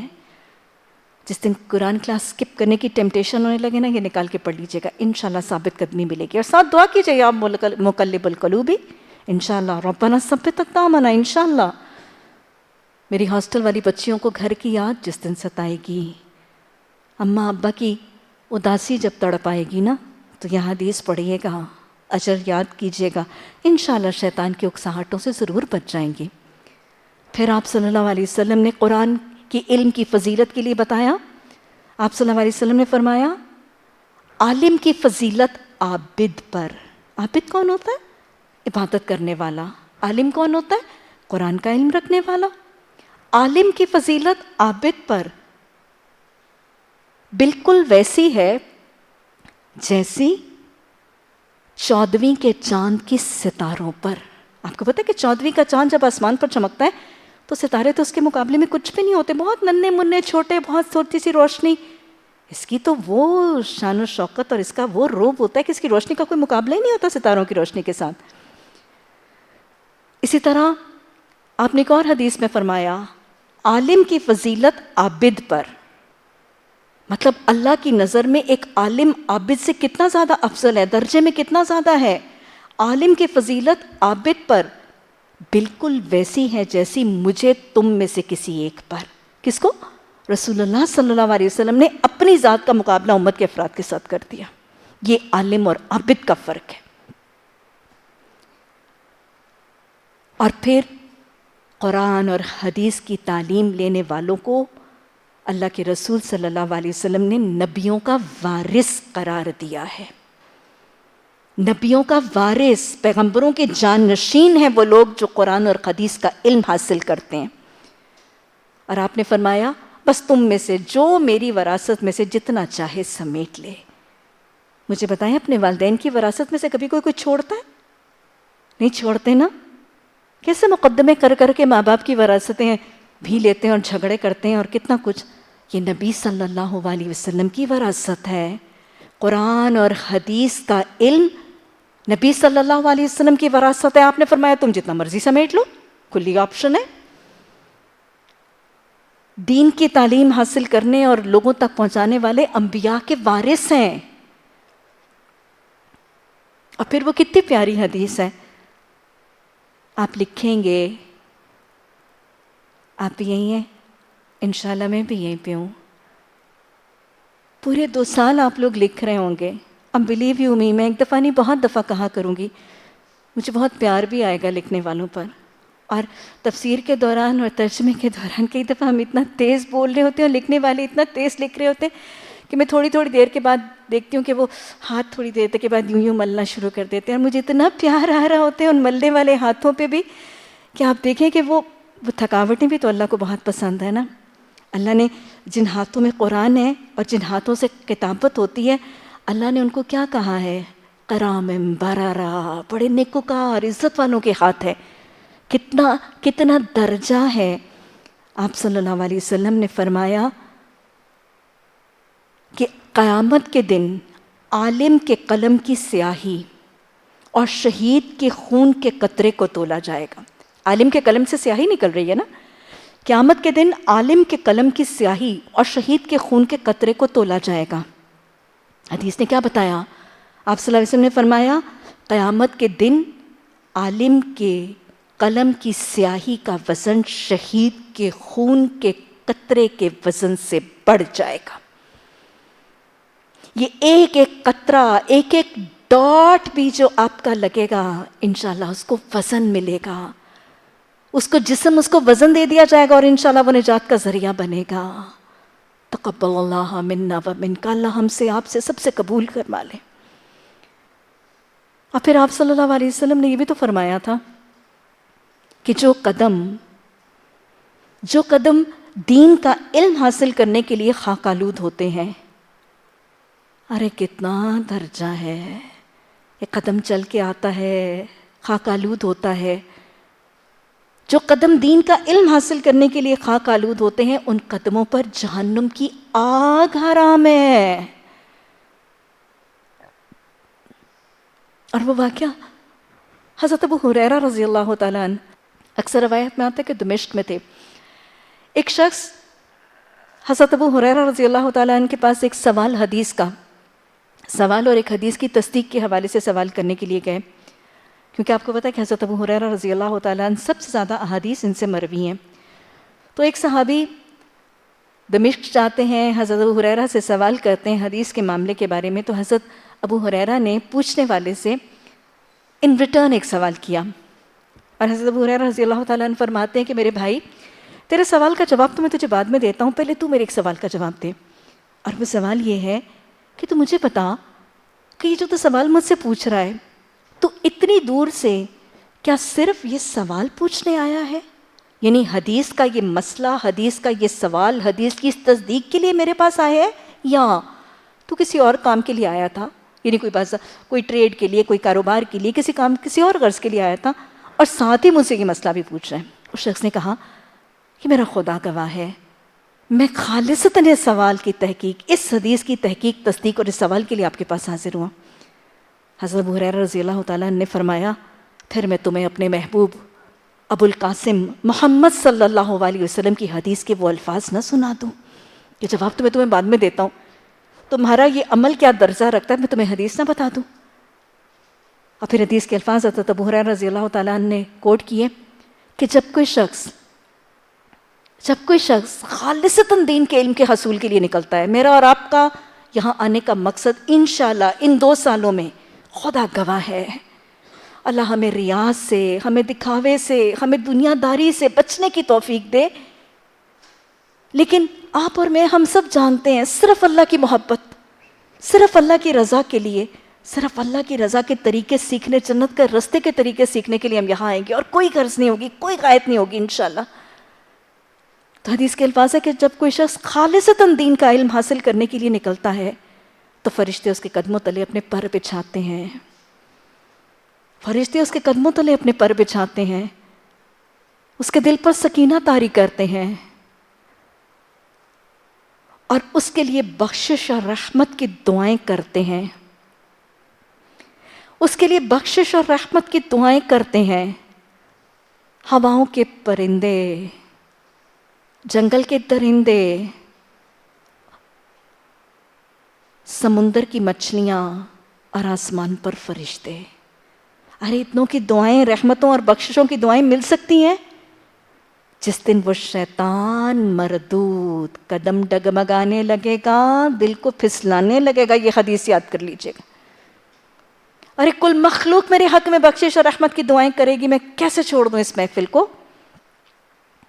یہ محفل کتنی خوبصورت محفل ہے، طویل حدیث ہے، لکھ بھی لیجئے، یاد بھی کر لیجئے، بار بار دہرائیے، لوگوں کو بھی سنائیے، کیونکہ آج کل جب بسا اوقات لوگوں کو قرآن اور حدیث سیکھنے کی طرف مائل کیا جاتا ہے نا، تو لوگوں کا ایک ہی جواب ہوتا ہے، سب کچھ تو ہمیں پتہ ہے، کیا کرنے وہاں جا کے؟ ایک ہی بات ہوتی ہے ہمیشہ وہاں پہ، ایک ہی بات ہوتی ہے قرآن کی محفل میں، ہمیں سب کچھ پتہ ہے۔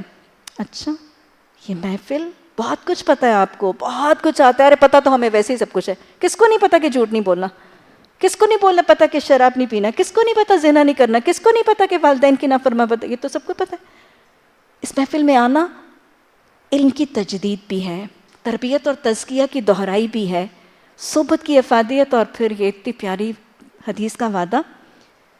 آپ صلی اللہ علیہ وسلم نے فرمایا، طویل حدیث ہے میں اس لیے آپ کو مفہوم بتا رہی ہوں، انشاءاللہ بار بار کوٹ ہوگی، ہے ہی بہت ہی پیاری حدیث۔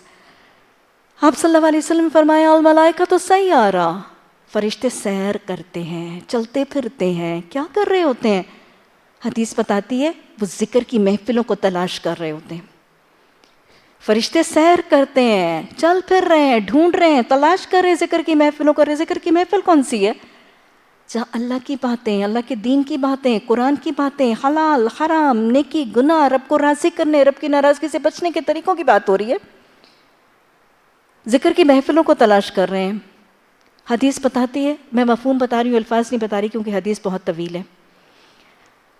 حدیث بتاتی ہے کہ جب فرشتوں کو ایسی محفل ملتی ہے تو وہ اس محفل کے گرد گھیرا دائرہ باندھ لیتے ہیں۔ اب پھر فرشتے کیا کرتے ہیں؟ زمین آسمان میں آنے جانے والے جتنے فرشتے ہیں ان کو بھی روک لیتے ہیں۔ آپ کو پتہ نا کہ فرشتے زمین و آسمانوں میں آتے جاتے ہیں، صبح و شام ان کی ڈیوٹیز چینج ہوتی ہیں، اللہ کی طرف سے ان کو احکامات اور پروانے دیے جاتے ہیں، اور وہ اپنے کام سر انجام دینے کے لیے آسمان زمین میں آ جا رہے ہیں۔ یہ جو آسمان اور زمین میں آنے والے فرشتے ہیں نا، یہ گھیرنے والے فرشتے ان کو بھی روک لیتے ہیں۔ یہاں تک کہ کیا ہوتا ہے، حدیث بتاتی ہے کہ زمین سے لے کے آسمان تک اس محفل کو فرشتے گھیر کے ڈھانپ لیتے ہیں۔ اللہ اکبر! یہ تمام ذکر کی محفلوں کے لیے وعدہ ہے۔ پھر فرشتے آنے والوں کے قدمے تلے اپنے پر، وہ ریڈ کارپٹ ٹریٹمنٹ ہے، ہاں، فرشتوں کے پر ان کے نیچے بچھ رہے ہیں، ان کے دلوں پر سکینہ طاری کرتے ہیں۔ کیا خیال ہے آپ کو کبھی محسوس ہوتا ہے قرآن کے درس کی محفل میں ایک سکینہ؟ ہمیشہ ہوتا ہے۔ ہم جتنے مرضی پریشان ہوں، ٹینس ہوں، اینکشس ہوں، محفل میں آ کے ایک سکون سا ضرور آ جاتا ہے۔ فرشتے ان کے لیے سکینہ طاری کرتے ہیں، ان کے لیے بخشش اور رحمت کی دعائیں کرتے ہیں۔ کب تک؟ حدیث بتاتی ہے جب تک وہ اس محفل میں بیٹھے رہتے ہیں، 2 گھنٹے بیٹھیں گے، بس اوقات لوگ کہتے ہیں 8 سے 2 اتنا لمبا سیشن، اتنی دیر کون بیٹھے؟ مرضی ہے، جتنی دیر فرشتوں کی بخشش اور رحمت کی دعاؤں کے طلبگار ہیں اتنی دیر بیٹھ جائیے۔ فرشتے ان کے لیے بخشش اور رحمت کی دعائیں کرتے رہتے ہیں، یہاں تک کہ جب محفل اختتام تک پہنچتی ہے، تکمیل تک پہنچتی ہے، محفل برخاست ہوتی ہے، لوگ اپنے اپنے گھروں کی طرف چلتے ہیں، یہ فرشتے بھی اپنے اپنے کاموں کی طرف چلتے ہیں۔ پھر حدیث بتاتی ہے فرشتے اللہ کے حضور حاضر ہوتے ہیں، اب پھر وہاں پہ اللہ اور فرشتوں کے درمیان ایک مکالمہ ہوتا ہے۔ اللہ سبحانہ تعالیٰ ان فرشتوں سے پوچھتے ہیں، انشاءاللہ آج بھی، اگلے 2 سال بھی ہماری بابت پہ یہ پوچھا جائے گا، ہمارے بابت بھی یہ مکالمہ ہوگا انشاءاللہ۔ اللہ بندے کے گمان سے بڑھ کے معاملہ کرتا ہے نا، آپ گمان کریں گے فَاذْكُرُونِي أَذْكُرْكُمْ۔ اللہ سبحانہ تعالیٰ ان فرشتوں سے پوچھتا ہے یہ کون لوگ تھے؟ فرشتے کہتے ہیں اللہ یہ تیرے کچھ بندے تھے بندیاں تھیں، ہاں یہ تیرے کچھ بندے تھے۔ اللہ سبحانہ تعالیٰ حدیث میں آتا ہے حالانکہ اللہ سبحانہ تعالیٰ سب کچھ جانتا ہے، پھر پوچھتا ہے یہ کیا کر رہے تھے؟ فرشتے کہتے ہیں اللہ یہ تیرا ذکر کر رہے تھے۔ قرآن تو ذکر الہی کا بہترین طریقہ ہے، اللہ یہ تیرا ذکر کر رہے تھے۔ پھر حدیث بتاتی ہے اللہ سبحانہ تعالیٰ ان فرشتوں سے پوچھتے ہیں یہ کیا چاہتے تھے؟ تیرے بندے تھے، تیرا ذکر کر رہے۔ پھر اللہ کا سوال یہ کیا چاہتے تھے؟ رک کے ذرا پوچھیں آپ کیا چاہتی ہیں؟ یہاں 2 سال کس کام کے لیے آئیں گی؟ کیا چاہیں گی؟ کہ اللہ بخش دے، یہی چاہتی ہیں نا، اللہ بخش دے۔ جو کمیاں ہوئیں، جو کوتاہیاں ہوئیں، اس کے دوری کے دور میں ہوئیں یا اس کے قرب کے دور میں ہوئیں یا موت کے وقت تک ہوئیں، یہی چاہتے ہیں نا کہ اللہ بخش دے۔ اور کیا طلب ہے، اور کیا تڑپ ہے؟ یہی آرزو مجھے یہاں آپ کو لے آتی ہے۔ اللہ سبحانہ تعالیٰ پوچھیں گے یہ کیا چاہتے ہیں؟ فرشتے کہیں گے اللہ یہ تجھ سے تیری بخشش کے طلبگار ہیں۔ میرا رب کیا کہتا ہے ان فرشتوں کو؟ اللہ سبحانہ تعالیٰ فرماتے ہیں ان فرشتوں سے حدیث بتاتی ہے مجھے میرے جلال کی قسم ان سب کو کہہ دو ان کے اٹھنے سے پہلے میں نے ان کے سارے گناہ بخش دیے۔ ان سب کو کہہ دو، اللہ اپنی ذات کی اپنے جلال کی قسم کھا کے کہتے ہیں ان سب کو کہہ دو میں نے ان کے اٹھنے سے پہلے ان کے سارے گناہ بخش دیے۔ اللہم اغفر لنا وارحمنا، اللہ ہمیں بھی بخش دینا، اللہ ہمیں بھی بخش دینا۔ اللہ چھوٹے بڑے، چھوٹوں کے بڑوں کے، اللہ کبیرہ صغیرہ سبھی معاف فرما دینا۔ اللہ جو کر کے بھلا چکے ان کو بھی معاف فرما دے، اللہ جو یاد ہے ان کو بھی بھلا دے، اللہ جو لا علمی میں ہوئے ان کو بھی معاف فرما دے، اللہ جو دیدہ دانستہ کی اللہ ان کو بھی معاف فرما دے۔ فرشتے اللہ سبحانہ تعالیٰ سے ایک فرشتہ پوچھتا ہے اللہ یہ معاملہ تو تو نے محفل میں بیٹھنے والوں کے لیے کہا، لیکن ایک شخص ایسا تھا جو وہاں پر ذکر کے لیے نہیں آیا تھا، اس محفل کے لیے نہیں آیا ہوا تھا، تو سرے راہ گزر رہا تھا، بیٹھ گیا، اس کے معاملے میں کیا حکم ہے؟ وہ تو پاسر بائی تھا، وہ ویسے ہی بیٹھ گیا، کوئنسیڈنشلی بیٹھ گیا، اس کے لیے کیا حکم ہے؟ حدیث کے الفاظ آتے ہیں اللہ سبحانہ تعالیٰ فرمائے گا یہ لوگ ذکر کی محفل میں بیٹھنے والے لا تشتکی بجلیسہ، میں ان کے تو ساتھ بیٹھنے والے بھی نامراد نہیں ہوں گے۔ اللہ ہم میں سے کوئی بھی نامراد نہ ہو، اللہ ہم میں سے کسی کو بھی نامراد نہ پلٹانا، اپنی ہدایت، اپنی بخشش، اپنی رحمت و اپنی برکتوں سے مالا مال کر کے واپس لوٹانا۔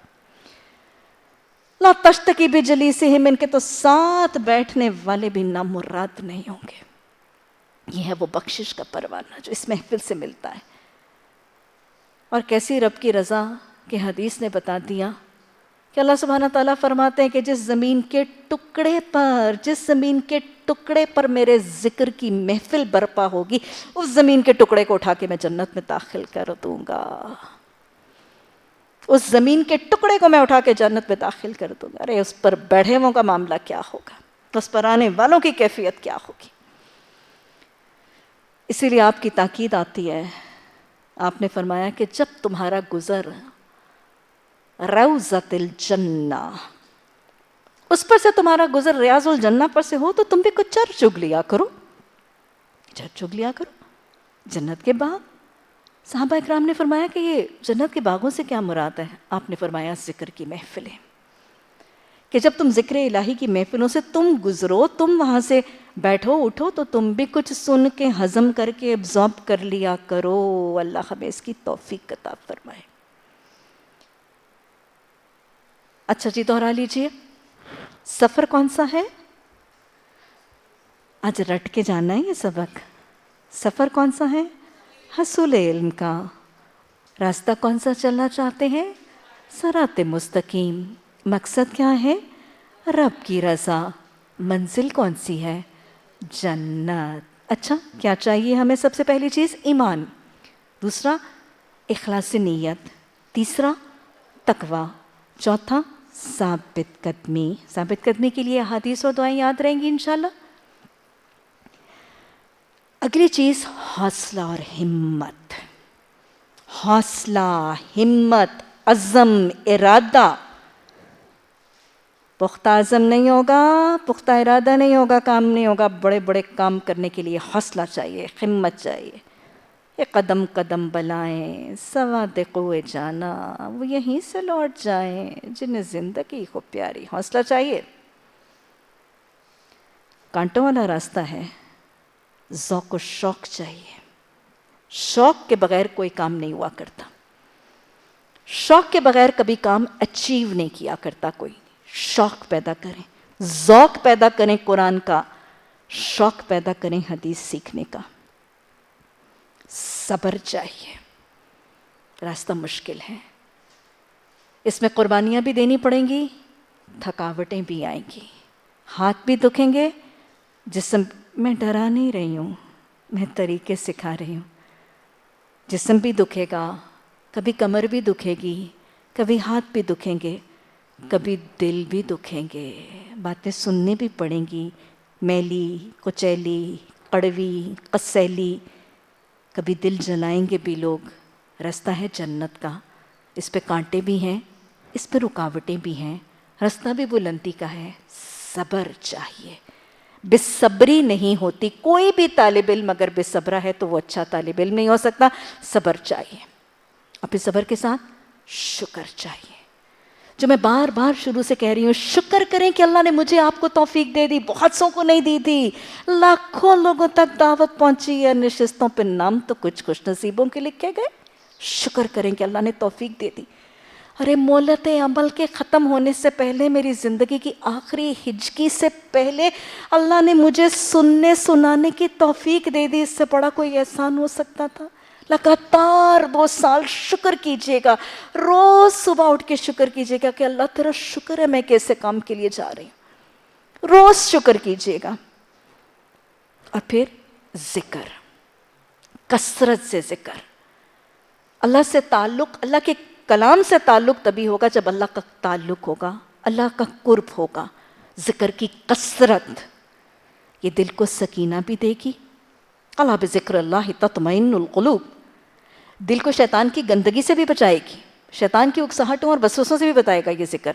اور میرے بندے کے لب جب میرے ذکر میں ہلتے ہیں، حدیث قدسی ہے، اس وقت میں اپنے بندے کے قریب تھے۔ اللہ کا قرب، شیطان سے بچانا، دل کا سکینہ، یہ وہ تینوں چیزیں ہیں جو ہمیں اس کورس میں معاون و مددگار ہوں گی۔ کثرت سے ذکر رکھنا ہے اپنی زبانوں پر، کورس کے علاوہ، کلاسز کے علاوہ، ٹائم پر کیا کیا ذکر کرنا ہے، انشاءاللہ اس پہ بات ہوتی رہے گی۔ لیکن اب جو تسبیح آتی ہے، جو درود آتا ہے، جو دعائیں آتی ہیں، لگاتار۔ اور ایک ذکر تو میں نے آپ کو بتا دیا، ربنا ثبت اقدامنا، اور پھر یا حی یا قیوم برحمتک نستغیث، اللہ مدد کر، میری مدد کر، اس کی مدد کے بغیر ہم کچھ نہیں کر سکیں گے۔ تو یہ دعائیں ذکر کے لیے آج یاد رکھیے۔ اور افضل ذکر کیا ہے؟ لا الہ الا اللہ۔ یہ 3 ذکر میں آج بتا رہی ہوں، کثرت سے ذکر رکھیے گا۔ ویسے بھی یہ عمل عبادت ہے، اور آپ کو پتہ ہے کہ ہر کام کا سب سے زیادہ اجر کس کو ملتا ہے؟ جو ذکر سب سے زیادہ کرتا ہے۔ پھر اس کام میں اپنی صلاحیتوں پر نہیں، اللہ پر توکل کرنا ہے۔ نکلے ہیں اس کے لیے نکلے ہیں، آئے ہیں اس کی رضا کے لیے آئے ہیں۔ اپنی صلاحیتوں پہ بھروسہ کرنا چھوڑ دیجئے۔ میں اپنے حافظے پر، اپنی صلاحیت پر، اپنے زور بازو پر نہیں، میں رب پہ توکل کر کے یہ کام کروں گی۔ توکل اور قناعت، اس سارے کام میں قناعت بھی بہت ضروری ہوگی۔ تھوڑا ملے، زیادہ ملے، مشکل ہو آسان ہو، قناعت بھی زیادہ راہ رہے گا۔ سفر مشکل ہے لیکن بہت حسین، بہت خوشگوار ہو جائے گا اگر آپس کی محبت ہوگی، آپس کی محبت۔ ابھی صبح کے لیکچر میں آپ نے ایمان کا پیمانہ دیکھا تھا کہ ایمان کے لیے سب سے زیادہ کیا ہے؟ وَالَّذِينَ آمَنُوا أَشَدُّ حُبًّا لِلَّهِ۔ پھر آپ نے فرمایا ایمان کا اگلا پیمانہ تم میں سے کوئی مومن نہیں ہو سکتا جب تک محمد صلی اللہ علیہ وسلم سب سے زیادہ محبوب نہ ہو جائے، اور ایمان کا اگلا پیمانہ مومنوں کی باہمی محبت۔ تو لہٰذا یہ سفر بہت خوشگوار ہو جائے گا، بہت آسان ہو جائے گا، بہت سہل ہو جائے گا، بلکہ بہت انجوائبل ہو جائے گا۔ میں آپ کو بتاؤں، یقین دلاؤں، اگر آپس میں محبت ہوگی، آپس کی اتحاد۔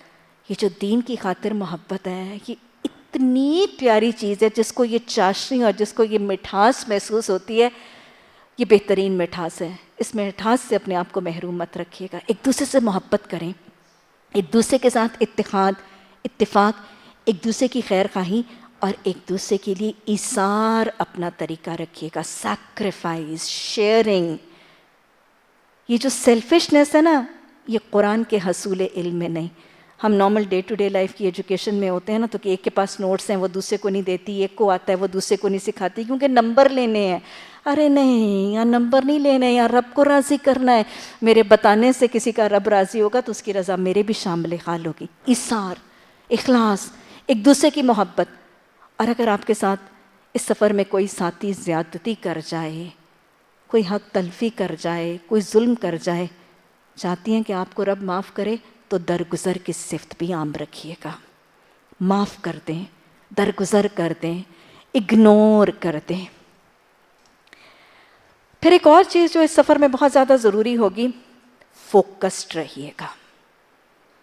مسلمن حنیفن وما کان من المشرکین، فوکسڈ ہونا، توجہ کو مرکوز رکھنا، اپنی توجہ کو ادھر ادھر دائیں بائیں اپنی توجہ کو مرکوز ہونے سے روکیے گا۔ وہ میں اس دن واقعہ پڑھ رہی تھی، امام مالک ایک دن درس دے رہے تھے، تلامذہ سارے شاگرد پاس بیٹھے ہیں، اور مطلب آپ دیکھیں کہ آج کل کے زمانے میں تو سائنس اتنی ترقی کر گئی، social media, T V, internet media, اور ویسے بھی آج زوز ہیں، سب کچھ ہے۔ ہم سب نے ہاتھی دیکھا، ہمارے بچوں نے بھی ہاتھی دیکھا۔ ابھی ایک علاقہ ایسا تھا وہاں پہ ہاتھی کوئی نہیں تھا، کسی نے کبھی ہاتھی دیکھا ہی نہیں۔ یہ درس ہو رہا ہے اور باہر کیا ہوا، ایک دم سے ہاتھی آ گیا۔ وہ نقارہ بجانے والوں نے ڈھول پیٹنا شروع کر دیا، لوگو ہاتھی آیا، ہاتھی دیکھو۔ سارے کے سارے امام مالک کے شاگرد جو ہیں وہ کلاس کو چھوڑ کے ہاتھی کو دیکھنے چلے گئے۔ صرف ایک شاگرد یحییٰ ابن یحییٰ وہ وہیں پہ بیٹھے رہے۔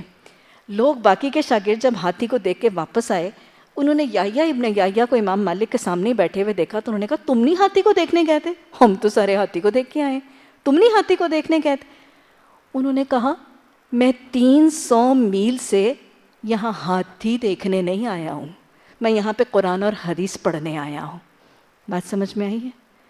اپنے آپ کو فوکسڈ رکھیے گا، ہاسٹل کی بچیاں بھی، اور ویسے بھی اتنی دور دور سے اپنا وقت، اپنا گھر، اپنی اولادیں، میری جو میرڈ بہنیں ہیں وہ اپنے ازواج، اپنے بچے، اپنا گھر چھوڑ کے آ رہی ہیں، ہاسٹل میں بچیاں کتنی دور دور سے آ رہی ہیں۔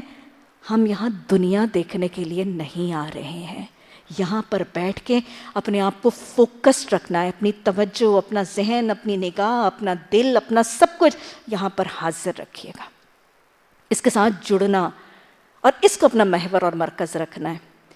وہ میں اس دن امام تیمیہ کا پڑھ رہی تھی کہ امام تیمیہ کو جب حکومت نے، کہانی انشاءاللہ کسی میں تاریخ اسلام میں آپ کو سناؤں گی، ان کو جب حکومت وقت نے قید کر دیا، ان کو قید خانے میں ڈال دیا، تو ان کے ایک شاگرد تھے، مطلب کیسے ایک استاد کے ساتھ ایک اپنا بانڈ اور کیسی اپنی توجہ استاد کے ساتھ رکھنے والی، ابن جوزی، آپ نے نام سنا ہوگا ابن الجوزی کا، ابن الجوزی امام تیمیہ کے شاگرد ہیں۔ انہوں نے کہا میرے استاد کے ساتھ مجھے بھی قید کر دو، میرے استاد کے ساتھ مجھے بھی قید کر دو۔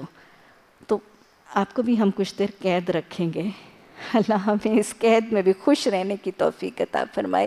تو اپنے آپ کو فوکسڈ رکھنا ہے، اپنا توجہ، اپنا دھیان کلاس میں بھی اور کلاس کے علاوہ بھی ہم اپنی کنسنٹریشن فوکسڈ رکھیں گے۔ یہ تو کچھ چھوٹی چھوٹی چیزیں میں نے آپ کو زیادہ راہ بتائی تھی، دہرانی ہے؟ کیا کیا چاہیے؟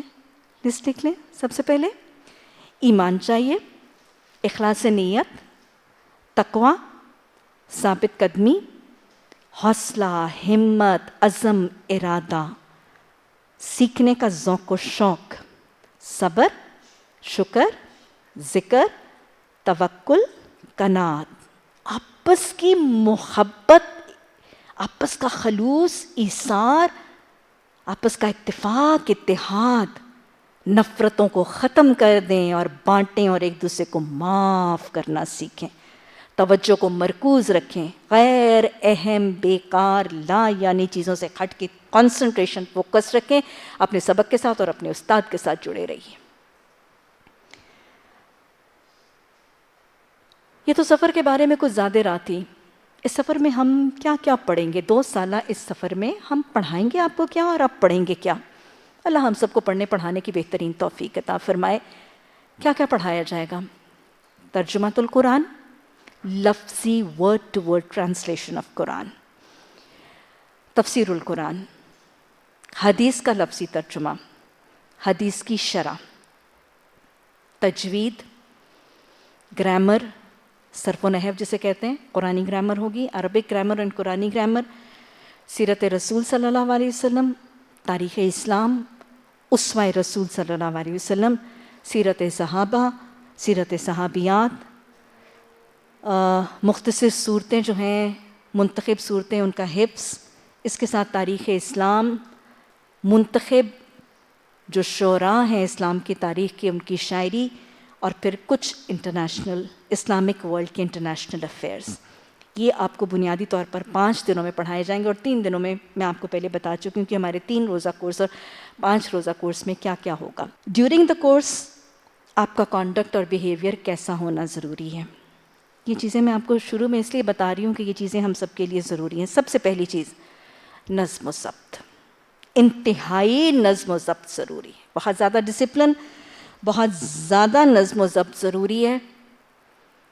کائنات نظم و ضبط کے نظام پہ چلتی ہے، کائنات کے اندر ایک زبردست نظم و ضبط نظر آتا ہے، اس لیے تو اتنے اچھے اچھے رزلٹس مرتب ہوتے ہیں۔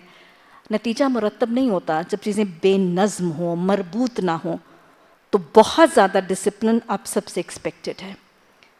وقت کی قدر کریں، وقت کی قدر کریں، وقت کے ضیاع سے بچیں، کیونکہ آپ لوگوں کی سب سے بڑی کمپلین، آپ کو ہوم ورکس ملیں گے، اسائنمنٹس ملیں گی، ٹیسٹ ملیں گی، آپ کی طرف سے ایک ہی وقت نہیں تھا۔ وقت کیسے ملے گا؟ جب آپ اس کی قدر کریں گی اور اس کے ضیاع سے بچیں گی۔ وقت بہت قیمتی چیز ہے، ہم شاید احساس ہی نہیں کرتے کتنا قیمتی ہے۔ کبھی آپ نے غور کیا؟ میرا خیال ہے ہمیں احساس ہی نہیں، 1 سیکنڈ کے اندر یا 1 منٹ کے اندر پتہ نہیں سورج اور چاند کتنا ڈھیر سا سفر طے کر لیتے ہیں۔ ذرا آج آرام سے بیٹھیے گا اور گنیے گا کہ میرے اپنے جسم میں 1 منٹ کے اندر دل کتنی دفعہ دھڑکتا ہے، 1 منٹ میں آنکھیں کتنی دفعہ جھپکتی ہوں، 1 منٹ کے اندر میں سانس کتنی دفعہ لیتی ہوں۔ آپ کو 1 منٹ کی قدر آئے گی۔ اپنا 1 منٹ بھی ضائع مت کیجیے گا، ایک لمحہ اس کی قدر کرنی ہے ان 2 سالوں کے اندر، اور اس کے بعد کی زندگی کی بھی۔ وقت کی پابندی اس کی قدر کا بہترین طریقہ ہے۔ کائنات کے سارے نظام کے اندر وقت کی پابندی کا طریقہ رائج ہے۔ اللہ سبحانہ تعالیٰ قرآن میں فرماتے ہیں وَالشَّمْسُ تَجْرِي لِمُسْتَقَرٍّ لَهَا ذَلِكَ تَقْدِيرُ الْعَزِيزِ الْعَلِيمِ۔ سورج، چاند، ستارے، سب کا ایک پریسائز وقت ہے کہ نہیں ہے؟ اور کتنا ڈاٹ وقت ہے۔ سورج کے لیے جو طلوع آفتاب اور غروب آفتاب کے لیے اینگل، کارنر، مائکرو سیکنڈ جو فکسڈ ہیں، وہ سالہ سال سے سینکڑوں سالوں سے 10 اکتوبر کو سورج اسی لمحے اسی سیکنڈ پہ نکلتا ہے، اور اسی لمحے اور اسی سیکنڈ پر جو اللہ نے فکس کیا اسی پر غروب ہوتا ہے۔ کائنات کے اندر زبردست پنکچویلٹی ہے۔ ہمیں بھی اپنی پنکچویلٹی اور وقت کی پابندی کا بہت زیادہ شدت سے احساس رکھنا ہے۔ کلاس میں پنکچویلٹی ہم آپ سے ایکسپیکٹ کریں گے کہ اس نظم و ضبط اور ڈسپلن کے حوالے سے آپ بہت زیادہ پنکچویلٹی کا احساس رکھیں۔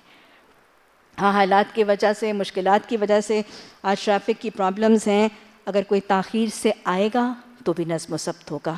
تاخیر سے آنا اور پھر بعد میں اپنے شور شرابے غل غپاڑے کے ساتھ وہ بیگ نکل رہا ہے، کتابیں نکل رہی ہیں، صفحے شر کر کے الٹے جا رہے ہیں، دائیں بائیں لوگوں کو پوچھا جا رہا ہے، یہ لیک آف ڈسپلن نہیں ہوگا۔ اگر آپ دیر سے آئے ہیں، جو شاید کئی دفعہ آپ کے لیے مشکل ہوگا، پرابلم کی وجہ سے آئے ہیں، خاموشی سے آئیں، سلیقے سے بیٹھیں اور خاموشی سے سنیں، باقی کی کلاس کو ڈسٹرب مت کریں۔ ایک اور چیز جو ہم بہت زیادہ میں آپ سے درخواست کروں گی، ادب اور سلیقہ۔ وہ جو کہا گیا نا، با ادب با نصیب، بے ادب بے نصیب، تو لہٰذا بہت زیادہ ادب اور احترام اپنے اساتذہ اکرام کا، اپنے ماحول میں اپنی صحبت والوں کا، بہت زیادہ ادب اور احترام اپنے ٹیچرز کا اور استاد کا۔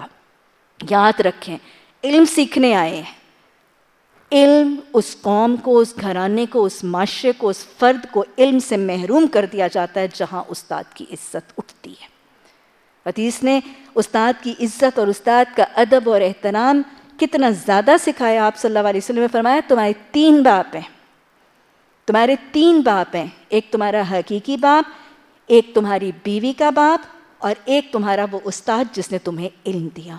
تو سب سے زیادہ آپ کے جس سبجیکٹ کا، جس کام کے لیے جس استاد کی جو بھی ذمہ داری لگائی گئی ہو، شاگرد کے طور پر اس استاد کا بہترین عمدہ ترین ادب اور احترام کرنا، یہ آپ سب کے لیے لازم اور ایکسپیکٹڈ ہے۔ اور استاد کے ادب اور احترام کے زمرے میں یہ بھی شامل ہے کہ کسی بھی استاد سے بیکار لا یعنی مومل سوال جو محض مذاق، استہزاء، تنقید یا استاد کی نفی کے لیے کیے جائیں گے، یہ بسا اوقات کچھ کلاسز میں ایک فتنے کے طور پر دیکھتی ہوں، تو وہ نہیں کیے جائیں گے۔ سوال جواب علم کے اضافے کا ذریعہ ہیں، ان سے آپ کو کوئی نہیں روکے گا، آپ کو ٹائم دیا جائے گا، بہت کثیر سوال انکریج بھی کیے جائیں گے، لیکن استاد کے ساتھ اس کی نشست کے دوران آپ کو پتہ ہے قرآن اور حدیث کی تعلیم کے دوران اس کی اتنی سینکٹٹی اور اس کا اتنا پروٹوکول ہے کہ وہ سلام جس کو رسول اللہ صلی اللہ علیہ وسلم نے اتنا پسند فرمایا کہ حدیث میں آتے ہیں کہ اگر تم سلام کرو گے تو یہ جنت میں جانے والے اعمال میں سے ہے۔ باہر سے آنے والا اندر بیٹھے ہوں کو سلام کرے، چلتا ہوا بیٹھے ہوں کو سلام کرے، بڑے چھوٹوں کو سلام کریں، سلام کرو پہچانو یا نہ پہچانو، لیکن قرآن اور حدیث کی درس اور تدریس کی محفل میں باہر سے آنے والے کو سلام کرنے کی ممانعت ہے۔ اس محفل کی اتنی سینکٹٹی، اس کی اتنی پروٹوکول ہے کہ سلام جیسا عمل بھی باہر سے آنے والا نہیں کرے گا، کہیں محفل کے اندر خلل انداز نہ ہو۔ سوال ہوں گے نشست کے آخر میں، جتنے زیادہ ہوں گے، سوال کرنے سے پہلے اپنی نیت کو ضرور دیکھ لیجئے گا کہ میری نیت کہیں مذاق کی، استہزاء کی، فتنے کی یا اس قسم کے معاملے کی نہیں ہے۔ اگر نیت علم کے اضافے کی یا اصلاح کی نیت ہے تو سوال کیجیے اور قصیر کیجیے، اس سے آپ کو کوئی نہیں روکے گا۔ استاد کا ادب اور احترام ملحوظ رکھنا آپ سب کے لیے امپورٹنٹ ہے، اور ہر ہی استاد کا، صرف استاد کا نہیں، یہاں پہ جو عملہ ہے، جو ملازم ہے، جو کام کرنے والے معاون ہیں، مددگار ہیں، ان سب کا بھی ادب اور احترام ہوگا۔ ہمارے کوآرڈینیٹرز میں سے کسی کو باجی کہہ لیجئے، اس سے بڑی ہیں تو آپا کہہ لیجئے، اس سے بڑی ہیں تو خالہ جان کہہ لیجئے، چچا کہہ لیجئے، اور ویسے وہ جو انگریزی زبان کی انکل آنٹیاں نا خدا کے لیے وہ نکال لیجئے۔ حدیث کے الفاظ ہیں نا کہ آپ صلی اللہ علیہ وسلم نے فرمایا جو کسی غیر قوم سے مشابہت اختیار کرتا ہے وہ انہی میں سے۔ ہمارے بہترین تعلقات کے لیے الفاظ موجود ہیں، تو ان بہترین الفاظ سے ایک دوسرے کو مخاطب بھی کریں، اور وہ حدیث کے الفاظ یاد رکھیں۔ یہ آپ صلی اللہ علیہ وسلم نے فرمایا وہ شخص ہم میں سے نہیں ہے، وہ شخص ہم میں سے نہیں ہے جو ہمارے چھوٹوں کے اوپر رحم نہیں کرتا، ان کے ساتھ نرمی نہیں کرتا، اور ہمارے بڑوں کی عزت نہیں کرتا۔ تو یہ اصول ادب کا اور احترام کا، نظم و ضبط اور ڈسپلن اور پنکچویلٹی کے بعد سب جو ہیں وہ یاد رکھیں گے۔ اور جہاں ادب کی بات ہو رہی ہے، میرا خیال ہے قرآن کا ادب، یہ بنیادی سی باتیں ہیں جو میں آپ کو بالکل ابتدائی دنوں میں بتا رہی ہوں۔ قرآن کا ادب اور احترام کرنا، اور یہ سارے کا سارا لٹریچر، حدیث کا لٹریچر، سیرت کا لٹریچر، اس سب کا ادب اور احترام بھی ملحوظ رکھنا۔ قرآن کے حوالے سے اللہ سبحانہ تعالیٰ قرآن میں فرماتے ہیں نا فَبِهَذِا الْحَدِيثِ مُدْهِنُونَ، تم اس کے ساتھ ادھان برتتے ہو، اس کے ساتھ غفلت برتتے ہو، اس کلام کے ساتھ۔ تو قرآن کے حوالے سے یہ یاد رکھیے گا، قرآن کی تلاوت لگی ہے تو خاموشی سے اس کو سننا ہے، خاموشی سے، دھیان سے، اپنے دل کو، اپنی توجہ طرف مرکوز کر کے سننا ہے۔ قرآن کی تلاوت، قرآن کے سیشن، قرآن کی تعلیم، تفسیر، ترجمہ کی کلاس کے دوران اس کو انٹرپٹ کرنا، اس میں بات کرنا، اس میں خلل انداز ہونا اور اس میں ڈسٹربنس اور ڈسٹریکشن کرنا، یہ قرآن کے ادب کے خلاف۔ ابھی آپ کو میں نے بتایا کہ اس میں سلام تک کرنے کی ممانعت ہے، تو لہٰذا یہ قرآن کے ادب میں سے پہلی بات۔ دوسری بات قرآن کے ادب کی یہ کہ قرآن کو کہاں رکھنا ہے، کیسے رکھنا ہے، اس میں بھی بہت زیادہ، کیونکہ اب قرآن کو آپ ہر وقت ہینڈل کر رہے ہوں گے نا۔ پہلے تو یہ ہوتا ہے کہ ہم فجر کے بعد قرآن کو نکالتے ہیں اور بس پھر باقی کا دن وہ ایک طاق میں رکھ دیا جاتا ہے، لیکن قرآن کے اسٹوڈنٹ کا تو سارے دن کا تعلق ہے، تو آپ نے اس کو کیسے ہینڈل کرنا ہے۔ قرآن کو کھلا رکھ کے ادھر ادھر کوئی اور گپ شپ میں پڑ جانا، یہ بھی گستاخانہ طریقہ ہے۔ قرآن کھلا ہوا ہے اور آپ اپنی روزمرہ گفتگو میں جتنی دیر اس کو پڑھنا ہے اتنی دیر اس کو کھولیں، اگر آپ اس کو پڑھ نہیں رہے ہیں تو اس کو بند کر دیجیے، ٹھیک ہے جی۔ کوئی مارکر بے شک رکھ لیجئے، لیکن بغیر پڑھنے وقت اس کو بے فضول ادھر ادھر کی گفتگو کے وقت اس کو مت کھولیے۔ قرآن کے ساتھ ٹیک لگانا، قرآن کے اوپر رکھ کے جسے کہتے ہیں، نعوذ باللہ وہ الفاظ تو نامناسب صحیح ہیں، لیکن بس اوقات اس کام کے لیے استعمال کیا جا رہا ہوتا ہے کہ اس کو کلپ بورڈ بنایا جاتا ہے کہ قرآن ہے اور اس کے اوپر رکھ کے کچھ اور لکھا جاتا ہے، نہیں، اس کو اس کام کے لیے استعمال نہیں کیا جائے گا۔ اسی طرح قرآن کو پشت پہ رکھنا یا کسی ایسی چیز پہ نیچے کر کے رکھ لینا۔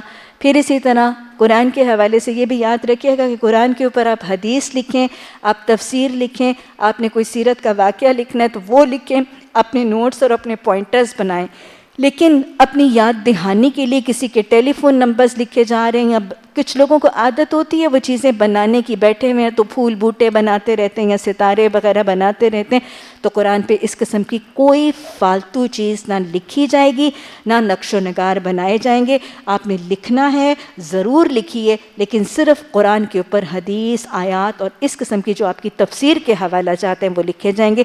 اس سے زائد یاد دہانی کے لیے یا میموز اور ریکارڈنگ کے لیے قرآن کے اوپر اور کچھ نہیں لکھا جائے گا، نہ ٹیک لگائی جائے گی۔ اور پھر ایک اور چیز میں آپ کو واضح طور پر بتا دوں، قرآن کو اپنی نشست پر، جہاں پیٹھ رکھی جاتی ہے، جہاں پاؤں وغیرہ رکھے جاتے ہیں، جیسے نشستوں پہ بسا اوقات ڈائریکٹلی قرآن کو رکھ دیا جاتا ہے، یہ بھی قرآن کے ادب کے خلاف ہے، بہت زیادہ گستاخی ہے۔ کوئی بیگ رکھ کے اس کے اوپر رکھ لیجئے، کوئی چادر رکھ کے اس کے اوپر رکھ لیجئے، یا آپ کے پاس تو ماشاءاللہ آرم ریسٹ موجود ہیں، کسی ریک کے اوپر رکھ لیجئے، لیکن ڈائریکٹلی سیٹ وغیرہ کے اوپر رکھنا یہ بھی قرآن کے ادب اور سلیقے کے خلاف ہے۔ تو یہ چھوٹی چھوٹی چیزیں ہیں جو قرآن کے ادب کے حوالے سے یاد رکھیے، اور اگر کوئی سہیلی یا آپ کے ساتھ کی خاتون جو ہے وہ بھول کے نیچے رکھ بھی گئی ہیں تو آنے کے بعد اس کی تنقید کر کے اس کا مذاق یا اس پہ چڑھاؤ نہ کریں، پہلے خود اٹھا کے رکھ دیجئے اور پھر محبت سے اس کو یاد دہانی کروا دیجئے۔ بہرحال جی، قرآن کی حفاظت کے ساتھ ساتھ اور ادب کے ساتھ اگلی چیز جو ہم آپ سے بہت زیادہ ایکسپیکٹ کریں گے وہ یہ کہ آپ ادارے کے کیمپس اور سارے ماحول میں سب چیزوں کی حفاظت بھی کریں، ان سب چیزوں کو اپنے لیے اللہ کی امانت بھی سمجھیں، ان کی حفاظت بھی کریں، اور پھر ماحول کی اور سارے سسٹم کی صفائی کا خاص خیال رکھیں، کیونکہ الطہور شطر الایمان، اور اس صفائی میں یہ کہ ماحول کو صاف رکھنا ہے گندگی اور آلودگیوں سے بھی، لیکن ماحول کو سب سے زیادہ، ماحول کو، ادارے کے ماحول کو آپس کے لڑائی جھگڑے، فرقہ واریت اور ہر قسم کے اس قسم کی بحث اور تکرار اور لڑائی جھگڑے سے بہت زیادہ پاک رکھنا ہے، اور یہ کام آپ کے ذمہ ہے۔ ماحول کو ہم نے صاف رکھنا ہے، گندگی اور آلودگیوں سے بھی پاک رکھیے، لیکن لڑائی جھگڑے اور فرقہ واریت کی بحث تکرار جو ہے اس سے پاک رکھنا، بہت زیادہ ذاتی تنقید، مذاق، کرٹیسزم، استہزاء، چغلی اور یہ زبان کے جو فتنے ہیں، ہمیں اپنے ماحول کو اپنی تربیت کے حوالے سے اس سے بھی پاک صاف رکھنا ہے۔ اور پھر ایک دوسرے کی مدد بہت زیادہ کریں، سادگی کو اپنائیں، اور پھر جب علم آ رہا ہوگا تو شیطان تکبر ڈالتا ہے، کثرت سے عاجزی کی دعا بھی مانگیں اور کثرت سے اللہ سبحانہ تعالیٰ کے آگے عاجزی سے جھکنے کا عمل اپنائے رکھیں، کہیں ایسا نہ ہو کہ یہ تکبر اعمال کو، ایمان کو اور ساری چیزوں کو بگاڑ کے ضائع کر دیں۔ لگاتار اپنے اندر جو دوسری چیز آپ نے پیدا کرنی ہے وہ نرمی ہے، نرمی ہے، کیونکہ بسا اوقات آپ دیکھتے ہیں کہ دین کی دعوت کے ساتھ جڑنے والے قرآن کا علم حاصل کرنے کے بعد سختی کا معاملہ، ایک مزاج میں سختی، ایک اخلاق میں کرختگی آ جاتی، اپنے اندر نرمی، اپنے اندر ٹالرنس، اپنے اندر درگزر کا جذبہ کثرت سے پیدا کرنا ہے، اپنا اپنے اخلاق، اپنے سلوک، اپنی گفتگو، اپنے بات کرنے کے انداز کے اندر جو نرمی تھی اس سے پہلے زیادہ لطف، اس سے پہلے زیادہ شیرینی، اس سے پہلے زیادہ مٹھاس کا انداز آنا چاہیے۔ آپ نے بسا اوقات دیکھا ہوگا کہ دین کی دعوت دینے والوں کے اندر کئی جگہ بہت عجیب سی ایک سختی ہے، اور وہ سختی جو ہے وہ لوگوں کو دین سے اور دور بھگا دیتی ہے، اور دور کر کے متنفر کر دیتی ہے۔ دین کی دعوت اپنے زبان سے بھی دیں، لیکن اس سارے پیریڈ میں اپنے اخلاق اور اپنے معاملات کو اتنا خوبصورت کریں کہ لوگ آپ کے اخلاق کی وجہ سے آپ کی طرف مائل ہونے لگیں۔ آج ہی ہماری حدیث کی کلاس میں ایک بہن نے سوال کیا کہ ہم گھر والوں کو اس چیز کی طرف کیسے لائیں؟ تو گھر والوں کو اس چیز کی طرف لانے کے لیے سب سے بڑا میرٹ ہمارے اخلاق ہوں گے۔ اگر قرآن پڑھنے کے بعد ہمارے اخلاق کے اندر اور ہمارے معاملات اور ہمارے سلوک کے اندر اتنا خوبصورت ٹرانسفارمیشن اور ریڈیکل چینج آیا کہ لوگ دیکھیں کہ یہ جیسے پہلے تھی اس سے بہت زیادہ اچھی ہیومن بینگ بن گئی ہے، تو وہ نانا کرتے ہوئے اس چیز کی طرف کھینچیں گے۔ اور یہ وہ خاموش دعوت ہے جو مجھے اور آپ کو دینی ہے۔ اس دعوت سے پہلے جو انشاءاللہ ہم قولی دعوت دیں گے، اس سے پہلے اپنے حسن سلوک سے اپنے گھر والوں کو قائل اور مائل کرنا ہے۔ اور یہ میں آپ کو بارہا کہوں گی کہ اگر پورے کورس کے بعد آپ میں سے کسی کو ترجمہ نہ آیا یا گرامر نہ آئی تو شاید مجھے افسوس نہیں ہوگا، لیکن اس کورس کی تکمیل کے بعد اگر ہمارے اخلاق نہ سنورے، ہمارے معاملات میں حسن پیدا نہ ہوا اور ہماری عبادات کی تربیت نہ ہوئی تو میں سمجھوں گی کہ ہم نے کچھ حاصل نہیں کیا۔ اصل حاصل اپنا تربیت، اپنا تزکیہ، اپنے اخلاق کو سنوارنا ہے، تاکہ اگر ہم بول کے دعوت نہ بھی دے رہے ہوں تو خاموش دعوت بہرحال ہمارے رویوں سے پہنچ رہی ہو۔ اللہ سبحانہ تعالیٰ ہمیں اس شائستگی کو اپنا کر دعوت لوگوں تک پہنچانے کی توفیق عطا فرمائے۔ یہ جو کچھ زیادہ رات ہے یہ ہمارے کچھ کوڈ آف ایتھکس تھے۔ اب اس دوران ہم کیا کیا سیکھیں گے اور کیوں سیکھیں؟ سب سے پہلے ترجمۃ القرآن۔ ہم ترجمہ کیوں سیکھیں؟ آپ نے جو اتنی مشقت کرنی ہے، آدھا گھنٹہ میں نے آپ کو ڈکٹیٹ کرنا ہے، پھر آپ نے جا کے یاد کرنا ہے، کیوں سیکھیں ہم ترجمہ؟ کیا ضرورت ہے؟ کوئی بھی کام نہیں ہو سکتا جب تک ہمیں اس کا مقصد پتہ نہ ہو۔ ذوق و شوق نہیں آئے گا جب تک آپ کو مقصد پتہ نہ ہو۔ ترجمہ ہم کیوں سیکھیں؟ لوگ آپ سے سوال کریں گے یا آپ کا دل بس اوقات میں کیا کر رہی ہوں، میں کیوں کر رہی ہوں، کیا ضرورت ہے؟ شیطان بس اوقات کہے گا لو عربی پڑھنے سے سارا ثواب ہوتا ہے، یہ تو کس کھپ میں پڑ گئی، یہ تو کس مشقت میں پڑ گئی۔ آپ کی بہن آپ کو پوچھیں گی لو ترجمہ پڑھ لیا کرو، اس کو سمجھنے کی کیا ضرورت ہے، اتنے آپ کو مشقت میں کیوں ڈال رہی ہو اپنے آپ کو؟ ترجمہ کیوں سیکھیں؟ کس کا کلام ہے؟ اللہ کا۔ کیا ہے یہ؟ اللہ نے قرآن میں کہا ہے ہدی للناس شفاء للناس شفاء لما فی الصدور۔ یہ کیا ہے؟ یہ شفا کا نسخہ ہے۔ اس میں بیمار دلوں، بیمار گھرانوں، بیمار معاشروں، بیمار ذہنوں کے لیے شفا ہے۔ اور شفا کا نسخے کے ساتھ کیا کیا جاتا ہے؟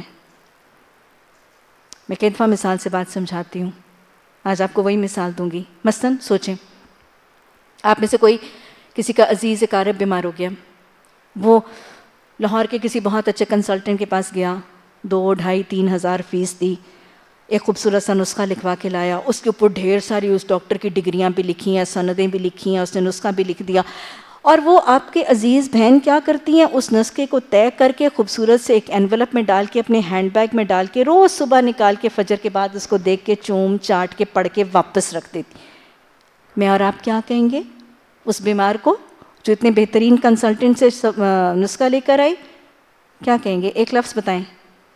احمق، بے وقوف، احمق، پاگل، مت ماری گئی ہے تیری، اتنا بہترین نسخہ تیرے پاس موجود ہے اور تو اس کو صرف پڑھتی ہے، چومتی ہے، رکھ دیتی ہے۔ ارے اللہ کی بندی، اس کو پڑھ، اس کے مطابق دوا لا، دوا استعمال کر، تب تجھے شفا ملے گی۔ قرآن کیا ہے؟ شفاء لما فی الصدور۔ اس کو سمجھ کے پڑھنا ہے، سمجھ کے پڑھنا ہے، اور سمجھ کے پڑھ کے اس کے مطابق دوا کے نسخے استعمال کریں گے تبھی شفا ملے گی۔ کتنے سالوں سے عربی پڑھ رہے ہیں، شفا ہوئی؟ ذہن ویسے کا ویسے بیمار، دل کے اندر نہ شکری کی بیماری ویسے کی ویسے، جسم ویسے کا ویسا بے صبرا، زبان ویسے کی ویسے ذکر سے رکی ہوئی ہے نا، ایسا ہے نا، توکل کی کمی، قناعت کی کمی، اخلاق کی کمی۔ کیوں؟ قرآن تو ہم ناظرہ پڑھ رہے تھے، کیوں نہیں اخلاق سنور رہے تھے؟ کیونکہ سمجھ کے نہیں پڑھا جا رہا تھا۔ تو لہٰذا اس کو سمجھ کے پڑھنا ہے۔ اللہ نے یہی مطالبہ کیا افلا یتفکرون افلا یتدبرون. تفکر تدبر تبھی ہوگا جب سمجھ کے پڑھیں گے. سمجھ کے تبھی پڑھ سکتے ہیں جب اس کے معنی سمجھ آئیں گے. دو طریقے ہیں اس کو سمجھ کے پڑھنے کے. ایک تو یہ کہ مسئلہ ہی کل کر دیں, عربی زبان سمجھ لیں, عربی زبان سیکھ لیں, خود ہی قرآن سمجھ آنے لگے گا. پاسبل ہے؟ ہاں کچھ حد تک پاسبل ہے, لیکن ایک تو یہ مشکل بہت ہے. Comparatively out of the two مشکل زیادہ ہے. اور دوسری بات میں آپ کو بتاؤں کہ عین ممکن ہے کہ آپ آج کی عربی زبان سیکھ بھی لیں گی. آج کی عربی اور قرآن کی عربی میں بہت فرق ہے. ایک زمانے کی وجہ سے فرق ہے. قرآنک عربی اور آج کی کرنٹ عربی بہت فرق ہے. آپ کرنٹ عربی سمجھ بھی لیں گی تو شاید قرآن کی عربی سمجھنے میں پھر بھی کچھ نہ کچھ تکلف رہے گا. تو بجائے اس کے کہ عربی زبان سیکھیں اور پھر قرآن کو سمجھیں, اس سے ایک زیادہ آسان طریقہ جو ہم یہاں کریں گے, ہم ورڈ ٹو ورڈ ٹرانسلیشن ایک خاص نیک اور ایک خاص طریقے کے ساتھ سیکھیں گے, تاکہ خود بخود کچھ دیر کے بعد, اور میں آپ کو بتاؤں آپ ہمارے بتائے ہوئے طریقے کے مطابق اگر چلیں گے تو 2.5 سپارے سورہ بقرہ کے بعد آپ قرآن کا ترجمہ سمجھنے 80% ترجمہ سمجھنے کے قابل ہو جائیں گے, بشرطے کہ بتائے ہوئے طریقوں پر عمل ہوگا. اگر بتائے ہوئے طریقوں پر عمل نہیں ہوگا تو پھر تو میرا خیال ہے ڈاکٹر بھی کہتا ہے نا کہ شفا نہیں ہوگی. ایسا ہی ہے کہ نہیں؟ تو جس طریقے سے آپ کو کہا جائے گا, اگر آپ اس طرح اپنا لیسن ریوائز کر کے چلیں گے تو انشاءاللہ آفٹر کمپلیشن آف سورہ بقرہ آپ 80% آف ٹرانسلیشن آف قرآن کو کمپریہینڈ کرتے, ادھر آپ تلاوت سن کے آپ اس کو سمجھنے کے قابل ہو جائیں گے انشاءاللہ تعالیٰ.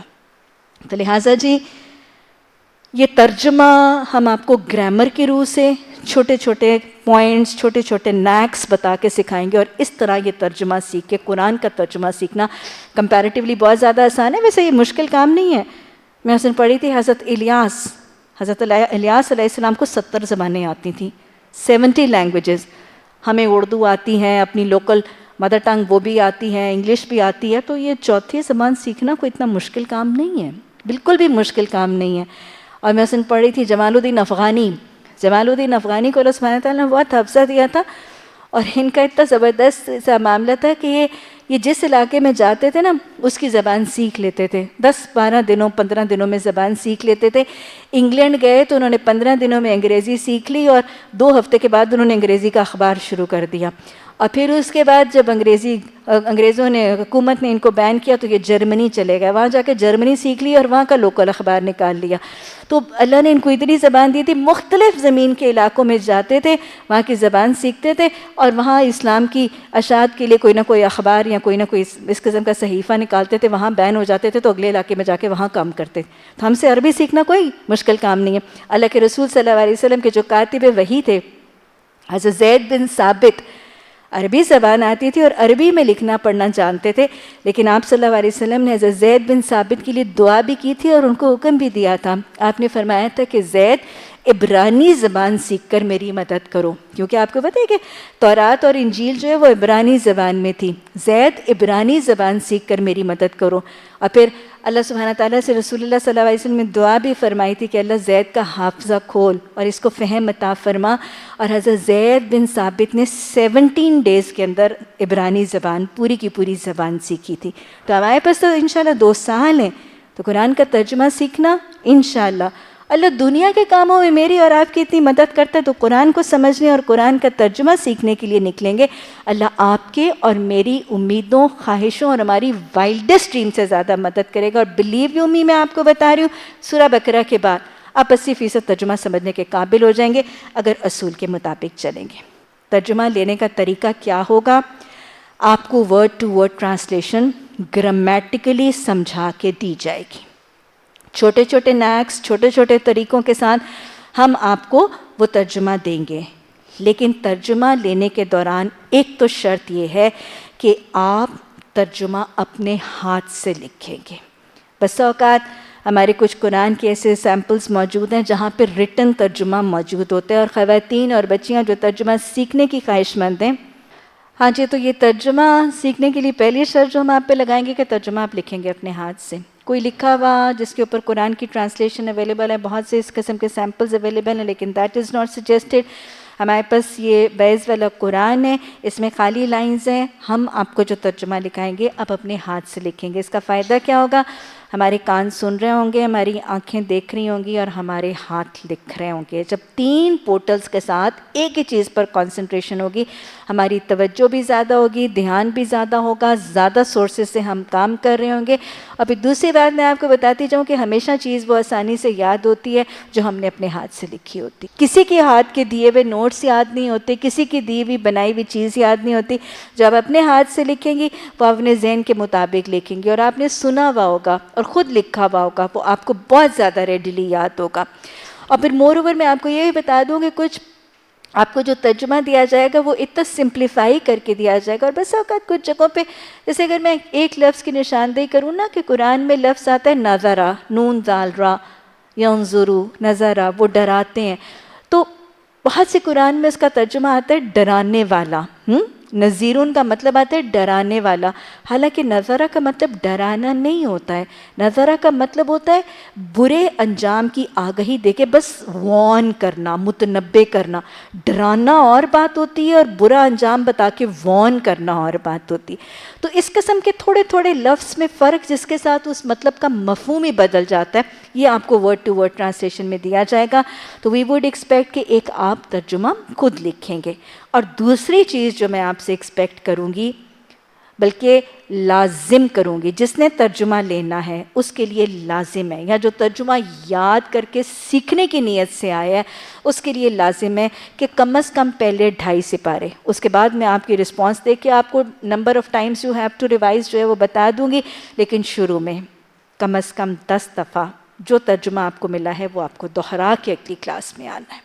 اور یہ میں پہلے دن ہی بتا دوں کہ آج کا ترجمہ جس نے کل 10 دفعہ نہیں دہرایا، میری درخواست ہے کہ وہ کلاس میں نہ آئے، وہ اگلے دن کے ترجمے کی کلاس میں نہ آئے، کیونکہ آپ کو یاد ہی، اور امانت سے خود ہی مت آئیے گا، تفسیر میں آ جائیے گا لیکن ترجمے اپنے آپ کو ایک دن پنش کریں گی، اگلے دن خود ہی یاد کریں گی۔ 10 دفعہ اگلی کلاس سے پہلے آپ نے اس دن کا ترجمہ دہرا کے آنا ہے۔ یہ 10 دفعہ دہرانے میں یہ کہ 5 دفعہ آپ دیکھ کے پڑھیں گی، الفاظ کو دیکھیں گی، لکھا ہوا ترجمہ دیکھیں گی، 5 دفعہ دیکھ کے پڑھیں گی، 5 دفعہ توڑ کے کچھ دیکھا کچھ، اور آخری دفعہ بغیر دیکھے ترجمے کے اوپر ہاتھ یا پیپر رکھ کے زبانی پڑھیں گی۔ یہ 10 دفعہ آپ ترجمہ سورہ بقرہ کا دہرا لیجئے، بلیو یو می، آپ کو انشاءاللہ ترجمے پر عبور ضرور ہو جائے۔ لکھنا خود ہے، کوئی ورڈ مس آؤٹ نہیں کرنا، لکھنا خود ہے، اور 10 دفعہ اس کو دہرانا ہے۔ انشاءاللہ اللہ ضرور ہی مدد کرے گا، اور میری دعائیں بھی آپ کے حق میں ضرور معاون ثابت ہوں گی۔ 10 دفعہ اس کو آپ نے ضرور، پھر اس میں آپ یہ بھی روٹین اگر بنا لیں تو بہت زیادہ معاون ہوگا کہ جو ڈیفیکلٹ ورڈ، ہر سبق کے اندر کو تقریباً 4 یا 5 نئے ورڈز ہوں گے، باقی تو پچھلے ورڈز ریپیٹ ہوتے رہیں گے، تو جو نیا اور مشکل ورڈ ہے اس کو ایک ڈائری بنا لیجئے، اس ڈائری میں لکھ لیجئے۔ مجھے یاد ہے کہ ہم کچھ سیشنز میں یہ بھی کرتے تھے کہ ہم وہ کارڈز بنا لیتے تھے، چھوٹے چھوٹے کارڈز بنا لیتے تھے، آپ ہاسٹل کے بورڈ کے اوپر وہ آویزاں کر دیجئے، یا وہ مشکل ورڈز جو ہیں ایک دن کے سبق کے 4-5 نئے یا مشکل ورڈز ہوں گے، ان کو الگ لکھ لیجئے اور ان کو زیادہ دہراتے رہیے، تاکہ آپ کے ایک سپارے کے پورے ورڈز ہو جائیں گے اور آپ کو وہ ورڈز الگ سے یاد ہوں گے، کامن ورڈز ریپیٹ ہوتے رہیں گے۔ تو یہ ترجمے کے لیے آپ کو یہ اصول ذہن نشین کرنا ہے، انشاءاللہ اس طریقے سے رہے گا تو ترجمے میں رکاوٹ اور مشکل نہیں آئے گی۔ ترجمے کے دوران ہم آپ کو روٹ ورڈز کے ذریعے الفاظ کی پہچان بتائیں گے۔ روٹ ورڈز کیا ہوتے ہیں جی؟ عربی زبان کے ہر لفظ کا 3 حروف پر مبنی، اکثر ورڈ صرف 3 حروف پر مبنی ایک بیسک روٹ ہوتی ہے۔ بہت تھوڑے عربی کے الفاظ ہیں جن کی روٹ 4 حروف پر مشتمل ہے، لیکن سارے کے سارے عربی کے الفاظ بیسیکلی 6 حرفی 3 روٹ ورڈز پر مشتمل ہیں۔ یہ روٹ ورڈ جب ایک لفظ کا آ جاتا ہے تو اس کا بنیادی مطلب سمجھ میں آ جاتا ہے، اس کے ساتھ گرامر کو جب شامل کریں تو اس ورڈ کا ٹرانسلیشن آسان ہو جاتا ہے۔ So what we go about is we go about root words. Root words کے لیے اگر میں آپ کو سمجھاؤں نا کہ جیسے اردو میں ایک لفظ ہے بھاگ، بھاگ کا مطلب آپ کو پتہ ہے کیا ہے؟ اب بھاگ سے بھاگ، بھاگو، بھاگیں، بھاگنا، بھاگتی، بھاگتا، بھاگے، بھاگوں گا، سب سمجھ آ رہی ہے؟ کیونکہ آپ کو باقی گرامر پتہ ہے، بات سمجھ میں آ گئی؟ اسی طرح انگلش میں بھی ایسا ہی، run, ran, was running, he ran, she ran, he was running, I will run, we will run, سب کچھ آپ کو سمجھ میں آتی جا رہی ہے کیونکہ آپ کو گرامر بھی پتہ ہے اور آپ کو رن کا مطلب پتہ ہے۔ اسی طرح عربی کے اندر ایک مین روٹ ورڈ ہوتا ہے، مین روٹ ورڈ ہے۔ روٹ ورڈ کا جب ہمیں مطلب پتہ ہوتا ہے تو اس کے آگے پیچھے تا، واو، یا، نون لگانے سے وہ ہم آپ کو عربی کے نیکس سمجھا دیں گے، آپ کو ترجمہ سمجھنا آسان اور بہت سہل ہو جائے گا۔ اگر ہم دیکھیں تو عربی زبان میں تقریباً 3 سے 4 ہزار الفاظ ہیں، 3 سے 4 ہزار الفاظ ہیں، اور ان 3 سے 4 ہزار الفاظ میں سے 80% ہماری اردو کے الفاظ ہیں۔ 80% الفاظ ہمارے اردو کے اپنے روٹ ورڈ میں سے ہیں۔ یا آپ گرامر میں دیکھیں گے، ترجمے میں دیکھیں گے کہ وہ سارے کے سارے 80% ورڈز جو ہیں وہ ہماری اپنی اردو زبان کے ہیں۔ ہم روٹ ورڈ اردو کے ساتھ مماثلت کر کے اس کا لفظ سمجھ کے گرامر کے ساتھ ایسوسیٹ کر کے مطلب آسانی سے سمجھ سکتے ہیں۔ باقی جو 20% حروف رہ گئے وہ آپ کو یاد کرنے ہیں، اردو کے ساتھ ریلیٹ کرنا ہے، گرامر کو تھوڑا سا سمجھنا ہے، اور نئے 20% الفاظ ہم آپ کو ساتھ ساتھ بتاتے جائیں گے جو کہ آپ الگ سے انشاءاللہ محنت سے یاد کرتے رہیں گے۔ بالکل مشکل نہیں ہوگا اگر آپ ہمارے اس طریقے سے چلیں گے۔ روٹ ورڈ کو ساتھ ساتھ یاد رکھیے گا۔ مثلا ایک روٹ ورڈ ہے صاد دال کاف۔ صادقہ کا مطلب ہوتا ہے سچائی کے ساتھ ریلیٹڈ۔ تستقو، تستقونا، استقو، نستقو، صادق، یہ سارا کچھ صاد دال کاف کے ساتھ ریلیٹڈ ہے۔ گرامیٹیکلی ہم آپ کو مطلب سمجھنا سکھاتے رہیں گے۔ تو یہ روٹ ورڈز بھی آپ لگاتار اپنے سائڈ پہ لکھیے گا، روٹ ورڈز کے ساتھ ترجمہ ریلیٹ کیجیے گا تاکہ رٹنے کی ضرورت نہ پڑے۔ اگلی چیز، تفسیر کیوں اور کیسے سیکھیں۔ تفسیر کیوں سیکھنی ہے؟ ترجمہ سمجھ لیا بہت ہے۔ اصل پیغام کیا ہے؟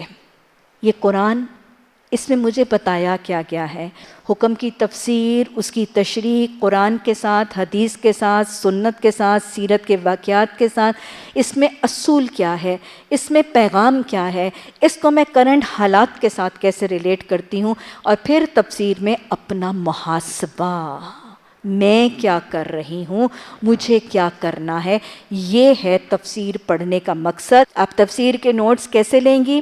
اپنی نوٹ بکس میں لیں گی۔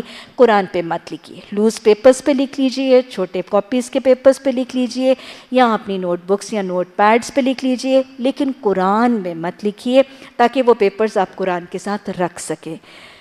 سورت کا نام لکھیں گی، رکوع کا نام لکھیں گی، آیت کا نمبر لکھیں گی۔ ہر آیت کی تفسیر میں آپ کو اس کا ترجمہ، پھر مفسرین کے حوالے سے اس کی وضاحت، پھر حدیث کے حوالہ جات دیے جائیں گے، پھر سیرت صحابہ اور سیرت رسول صلی اللہ علیہ وسلم کے حوالہ جات دیے جائیں گے۔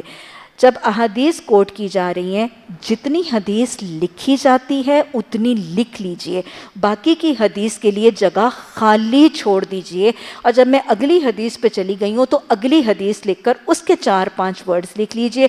فل ان دا بلینکس آپ کلاس کے بعد کر لیجئے تاکہ آپ کا ایک کمپلیٹ نوٹ بک جو ہے درس قرآن کے حوالے سے تیار ہو جائے۔ یہ میں پھر بتا رہی ہوں، سورت کا نام لکھیے، رکوع کا نمبر لکھیے، آیات لکھیے، اور اس کی تفسیر میں جو جو کچھ بتایا جا رہا ہے مین پوائنٹس لکھ لیجئے۔ میں دیکھ رہی ہوتی ہوں کہ آپ ایک حدیث کو پورا کرنے کے چکر میں اگلی 2 بالکل ہی چھوڑ جاتی ہیں، اور پھر آپ کے پاس کوئی حوالہ ہی نہیں رہ جاتا۔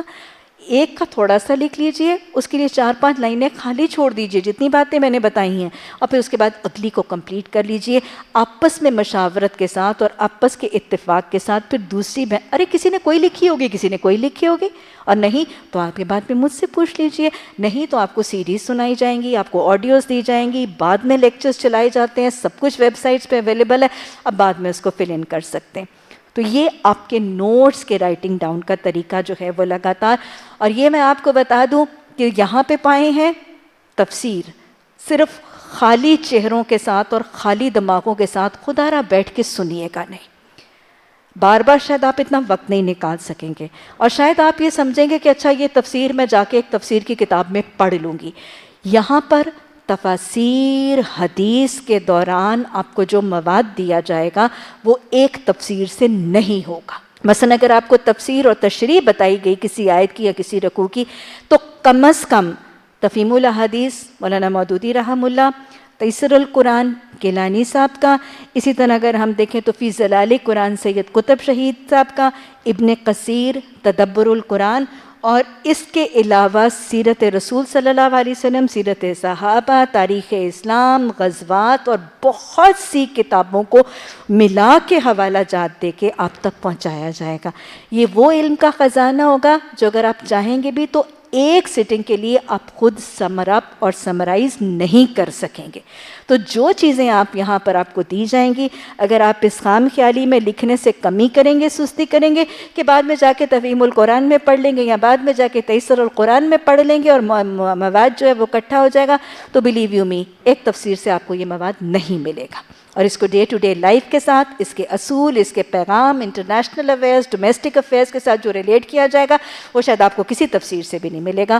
تو جو دیا جائے گا پلیز برائے مہربانی اس وقت کو موقع غنیمت سمجھ کے ساتھ جوٹ ڈاؤن ضرور کیجیے گا، کیونکہ بسا اوقات پچھلے بیچز کی یہ پرابلم ہوتی ہے، لیکچر کے دوران پورا لکھا نہیں جاتا اور بعد میں جب تدریس کے شعبے میں پہنچتے ہیں ہمیں فلاں لیکچر کی سی ڈی دے دیں، ہمیں فلاں صورت کی سی ڈی دے دیں، ہمیں فلاں لیکچر کا لنک دے دیں، اور پھر اس وقت اس کو کمپلیٹ کر کے پھر نئے سرے سے کورس کیا جاتا ہے۔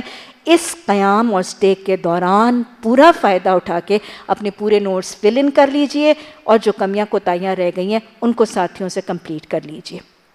اسی طرح حدیث کے معاملے میں بھی ویسے ہی ہم ترجمہ ورڈ ٹو ورڈ ٹرانسلیشن دیں گے، اور حدیث کی شرح کے حوالے سے بھی میں آپ کو بتا دوں کہ آپ کو جو حدیث کی شرح میں بتاؤں گی یا کوئی اور بتائے گا وہ صرف ایک شرح کی کتاب سے نہیں ہوگی۔ سائنستا چھیوں کی چھیوں جو حدیث کی کتابیں پڑھیں گے ہم بخاری، لیکن حوالے چھیوں کی چھیوں حدیث کی کتابوں سے اس ایشو کے ساتھ ریلیٹ کر کے آپ کو حدیثیں باقی کی دی جائیں گی، اور صرف ایک شرح نہیں، بہت مفصل شرح، 3-4 شرح کا کمبائنڈ اثاثہ آپ تک پہنچایا جائے گا۔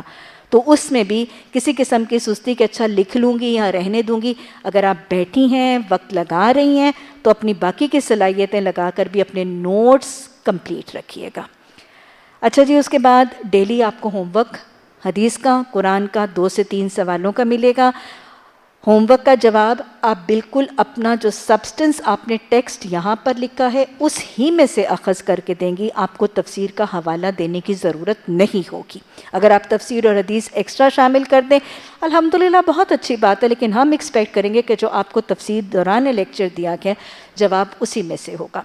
ٹیسٹ ریگولر بیسس پہ ہوں گے، اب مہینے میں 4 ہفتے ہیں، ہر ہفتے کوئی نہ کوئی ٹیسٹ جو ہے وہ روٹیٹ کر کے کیا جائے گا۔ ٹیسٹ کی پرسنٹیجز ریزلٹس لگیں گے، چیک کیجئے گا، لیکن ہوم ورکس کم از کم 70% ہونے ضروری ہے۔ میرا خیال ہے شرائط آپ تک پہنچ چکی ہوں گی، شرائط کو ذرا ذہن میں رکھیے گا، کیونکہ جو بچیاں معلمات بننے کے لیے انٹرسٹڈ ہیں اور معلمہ کا سرٹیفکیٹ لینے میں انٹرسٹڈ ہیں، ہمارے ریگولرز کے، لسنرز کے اور قسم کے سرٹیفکیٹس ہیں، لیکن جو معلمہ کا سرٹیفکیٹ لینے کی خواہش مند ہیں ان کو پھر ان اسٹرکٹ ریگولیشنز کو فالو کرنا ضروری ہوگا۔ اس کے بعد آپ تجوید پڑھیں گے۔ تجوید کے حوالے سے میرا خیال ہے کیوں پڑھیں، حدیث کے الفاظ ہیں، آپ صلی اللہ علیہ وسلم نے فرمایا قرآن کو عربوں کے لب و لہجے میں پڑھو۔ اللہ کو قرآن ایسے پڑھنا پسند ہے جیسے قرآن کو اللہ نے نازل کیا، اور آپ نے حدیث میں فرمایا کہ جو قرآن کو صحیح غنا کے ساتھ، اتار چڑھاؤ کے ساتھ نہیں پڑھتا لیس منا، وہ ہم میں سے ہے ہی نہیں۔ تو لہٰذا تجوید کی کلاس پہ بہت زیادہ دہرائی، بہت زیادہ گھر میں جا کے ریپیٹیشن رہے گی تو 1.5 مہینے کا کورس بھی تجوید کو کریکٹ کر دیتا ہے۔ ہم تو 2 سال آپ کو صورتوں کی پریکٹس کے ساتھ تجوید کروائیں گے، لیکن جتنی بھی پڑھا دی گئی ٹھیک نہیں ہوگی جب تک آپ اپنی پریکٹس نہیں کریں گے۔ تو جو آپ کو پڑھایا جائے اس کو تجوید کے ساتھ بار بار کریکٹ اصولوں کے ساتھ گھر میں جا کے دہرائی کرتے رہیں۔ گرامر چلتی رہے گی ساتھ کے ساتھ، گرامر میں صرف و نحو بھی بتایا جائے گا، اور پھر آپ کی جو قرآن ہے اس کو ترکیب کے ذریعے گرامر کے ساتھ ریلیٹ کر کے بڑھایا جائے گا۔ سیرت رسول صلی اللہ علیہ وسلم، سیرت صحابہ پڑھانے کا مقصد صرف یہ ہوگا کہ ہم جو دعا مانگتے ہیں انعمت علیہم اور صراط مستقیم پر چلنے والے جو لوگ ہیں ان کا رستہ سیکھنا ہمارے اس حصول علم کا سفر ہے۔ تو اس کے لیے آپ کو سیرت صحابہ، صحابیات بتائی جائے گی، پڑھائی جائے گی۔ ان دنوں میں وہ واقعات آپ نے رٹ کے ازبر کر لینے ہیں، اور اس کا مقصد صرف یہ ہے کہ وہ آپ کا اتنا قیمتی اثاثہ ہوگا کہ کل جب آپ درس قرآن دینے کے لیے نکلیں گی تو آپ کو وہ واقعات اتنے نوکے زبان پر ہوں گے کہ وہ خود بخود رول آؤٹ کریں گے آپ کے لیے، اور یہ آپ کی تفسیر القرآن کی خوبصورتی اور حسن میں اضافے کا ذریعہ بنیں گی۔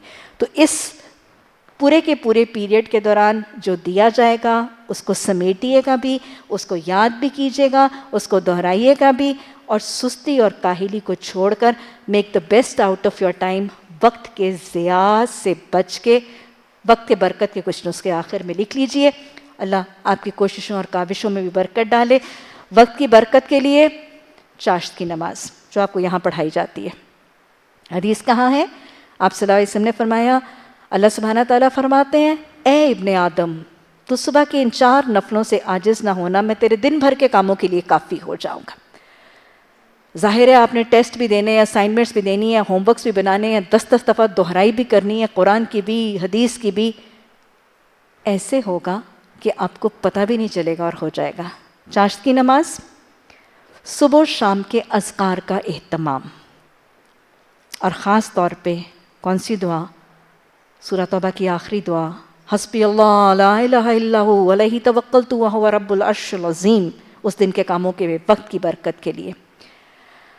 وقت کی برکت کے لیے اگلا نسخہ، اپنی زندگی میں سنتوں کو رائج کر لیجئے، سنتوں کا ٹائم ٹیبل اڈاپٹ کر لیجئے، اپنے اوقات کو نماز کے اوقات کا پابند بنا لیں، اپنی سرگرمیاں، اپنی ایکٹیویٹیز نماز کے ٹائم ٹیبل کے مطابق، نماز کو اپنے ٹائم ٹیبل کے مطابق نہیں، اپنی ایکٹیویٹی کو نماز کے ٹائم ٹیبل کے مطابق۔ آپ کی زندگی کا ٹائم ٹیبل کیا ہوگا؟ نماز کا ٹائم ٹیبل۔ آپ کا ٹائم ٹیبل کیا ہوگا؟ مسنون ٹائم ٹیبل، بڑا وقت بچ جائے گا۔ اشراق کی چاشت کی نماز، صبح و شام کے اذکار میں حسبی اللہ کی دعا، ٹائم ٹیبل نماز کا ٹائم ٹیبل، نبی صلی اللہ علیہ وسلم کے مسنون اوقات کا ٹائم ٹیبل۔ اچھا جناب، اس کے بعد اپنی زندگی میں سے لغویات کو نکال دیجیے۔ 3 چیزیں نکالنی ہیں، یہ 3 کام کرنے سے برکت، اور 3 چیزیں نکالنی ہیں۔ لہو الحدیث، لغویات نکال دیجیے۔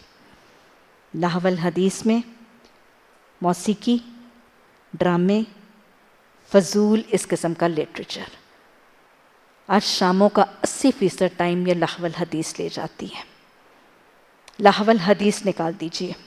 دوسرا، زندگی میں سے اسراف اور ریا نکال کے سادگی لے آئیے، کھانے میں، پینے میں، لباس میں، گھروں میں، سجاوٹ میں، بناوٹ میں ریا نکال دیجیے، اسراف نکال دیجیے، سادگی لے آئیے۔ اتنا وقت ہوگا یہ ریا، اسراف اور لہو الحدیث ہمارے اوقات کا شیطانی سرگرمیوں میں اتنا وقت انگلف کر لیتے ہیں کہ ہمارے پاس ان کاموں کے لیے وقت نہیں رہتا۔ اور پھر فائنل نسخہ، اللہ کا وعدہ ہے، جب تم میرے راہ میں مال خرچ کرتے ہو تو میں مال بڑھا دیتا ہوں، ہے نا وعدہ؟ کم از کم کتنا ہے سورہ بقرہ میں؟ 700 گنا بڑھا دیتے ہیں اللہ۔ اللہ کی راہ میں وقت خرچ کریں، اللہ کی راہ میں وقت خرچ کریں، اللہ آپ کا وقت بڑھا کے آپ کو لوٹا اور پلٹا دے گا۔ اللہ سبحانہ تعالیٰ ہماری اوقات، ہماری صلاحیتوں میں برکتیں ڈالیں۔ اپنی صحت کا بھی خیال رکھیے گا، اپنی خوراک کا بھی خیال رکھیے گا۔ صحت اللہ کی امانت ہے، اللہ کی نعمت ہے، اس امانت کا خیال رکھیں۔ اور اگر اپنی خوراک اور اپنی صحت کا خیال اس لیے رکھیں گے کہ میری صحت اور میری طاقت اچھی رہتا کہ میں قرآن اچھا پڑھ سکوں، تو وہ خیال بھی کیا بن جائے گا؟ وہ خیال بھی انشاءاللہ عبادت بن جائے گا۔ اللہ کو وہ خیال رکھنا بھی پسند آئے گا۔ اور بسا اوقات بچیاں کھاتی کم ہیں، کمزور ہوتی ہیں، خواتین بسا اوقات اپنا خیال نہیں رکھتی، میں نے نہیں کبھی کی ایکسرسائز، میں نے نہیں کبھی دودھ پیا، میں نے نہیں کبھی ملٹی وائٹامن کھائی۔ کیوں بھائی؟ میں اتنی سیلفش نہیں ہوں۔ یہ سیلفش ہونے کی بات نہیں ہے، بنیں سیلفش ہوں۔ اللہ نے صحت دی ہے، اللہ نے جسم دیا ہے، یہ اعضاء دیے ہیں، ان اعضاء کی صحت، ان کے لیے صحت مند خوراک کا کھانا، ان کی ورزش، ان کی طاقت کا اہتمام کرنا، یہ مجھ پر ضروری بھی ہے، اور خاص طور پہ دین کی خدمت کرنے والوں کے لیے عین لازم بھی ہے۔ اللہ سبحانہ تعالیٰ آپ کا ہم سب کا حامی و مددگار بھی ہو، ہمارا محافظ بھی ہو، ہمارا ولی بھی ہو، ہمیں بہترین حفاظت عطا فرمائے، ہمیں ایمان، ہمیں صحت، ہمیں ثابت قدمی، صبر، شکر، ذکر، توکل، قناعت کے زیورات سے آراستہ کر کے بہترین رہنمائی اور ہدایت پانے والا خوش نصیب بنا دے۔ ربنا لا تزغ قلوبنا بعد إذ هديتنا وهب لنا من لدنك الرحمة إنك أنت الوهاب، آمین ثم آمین۔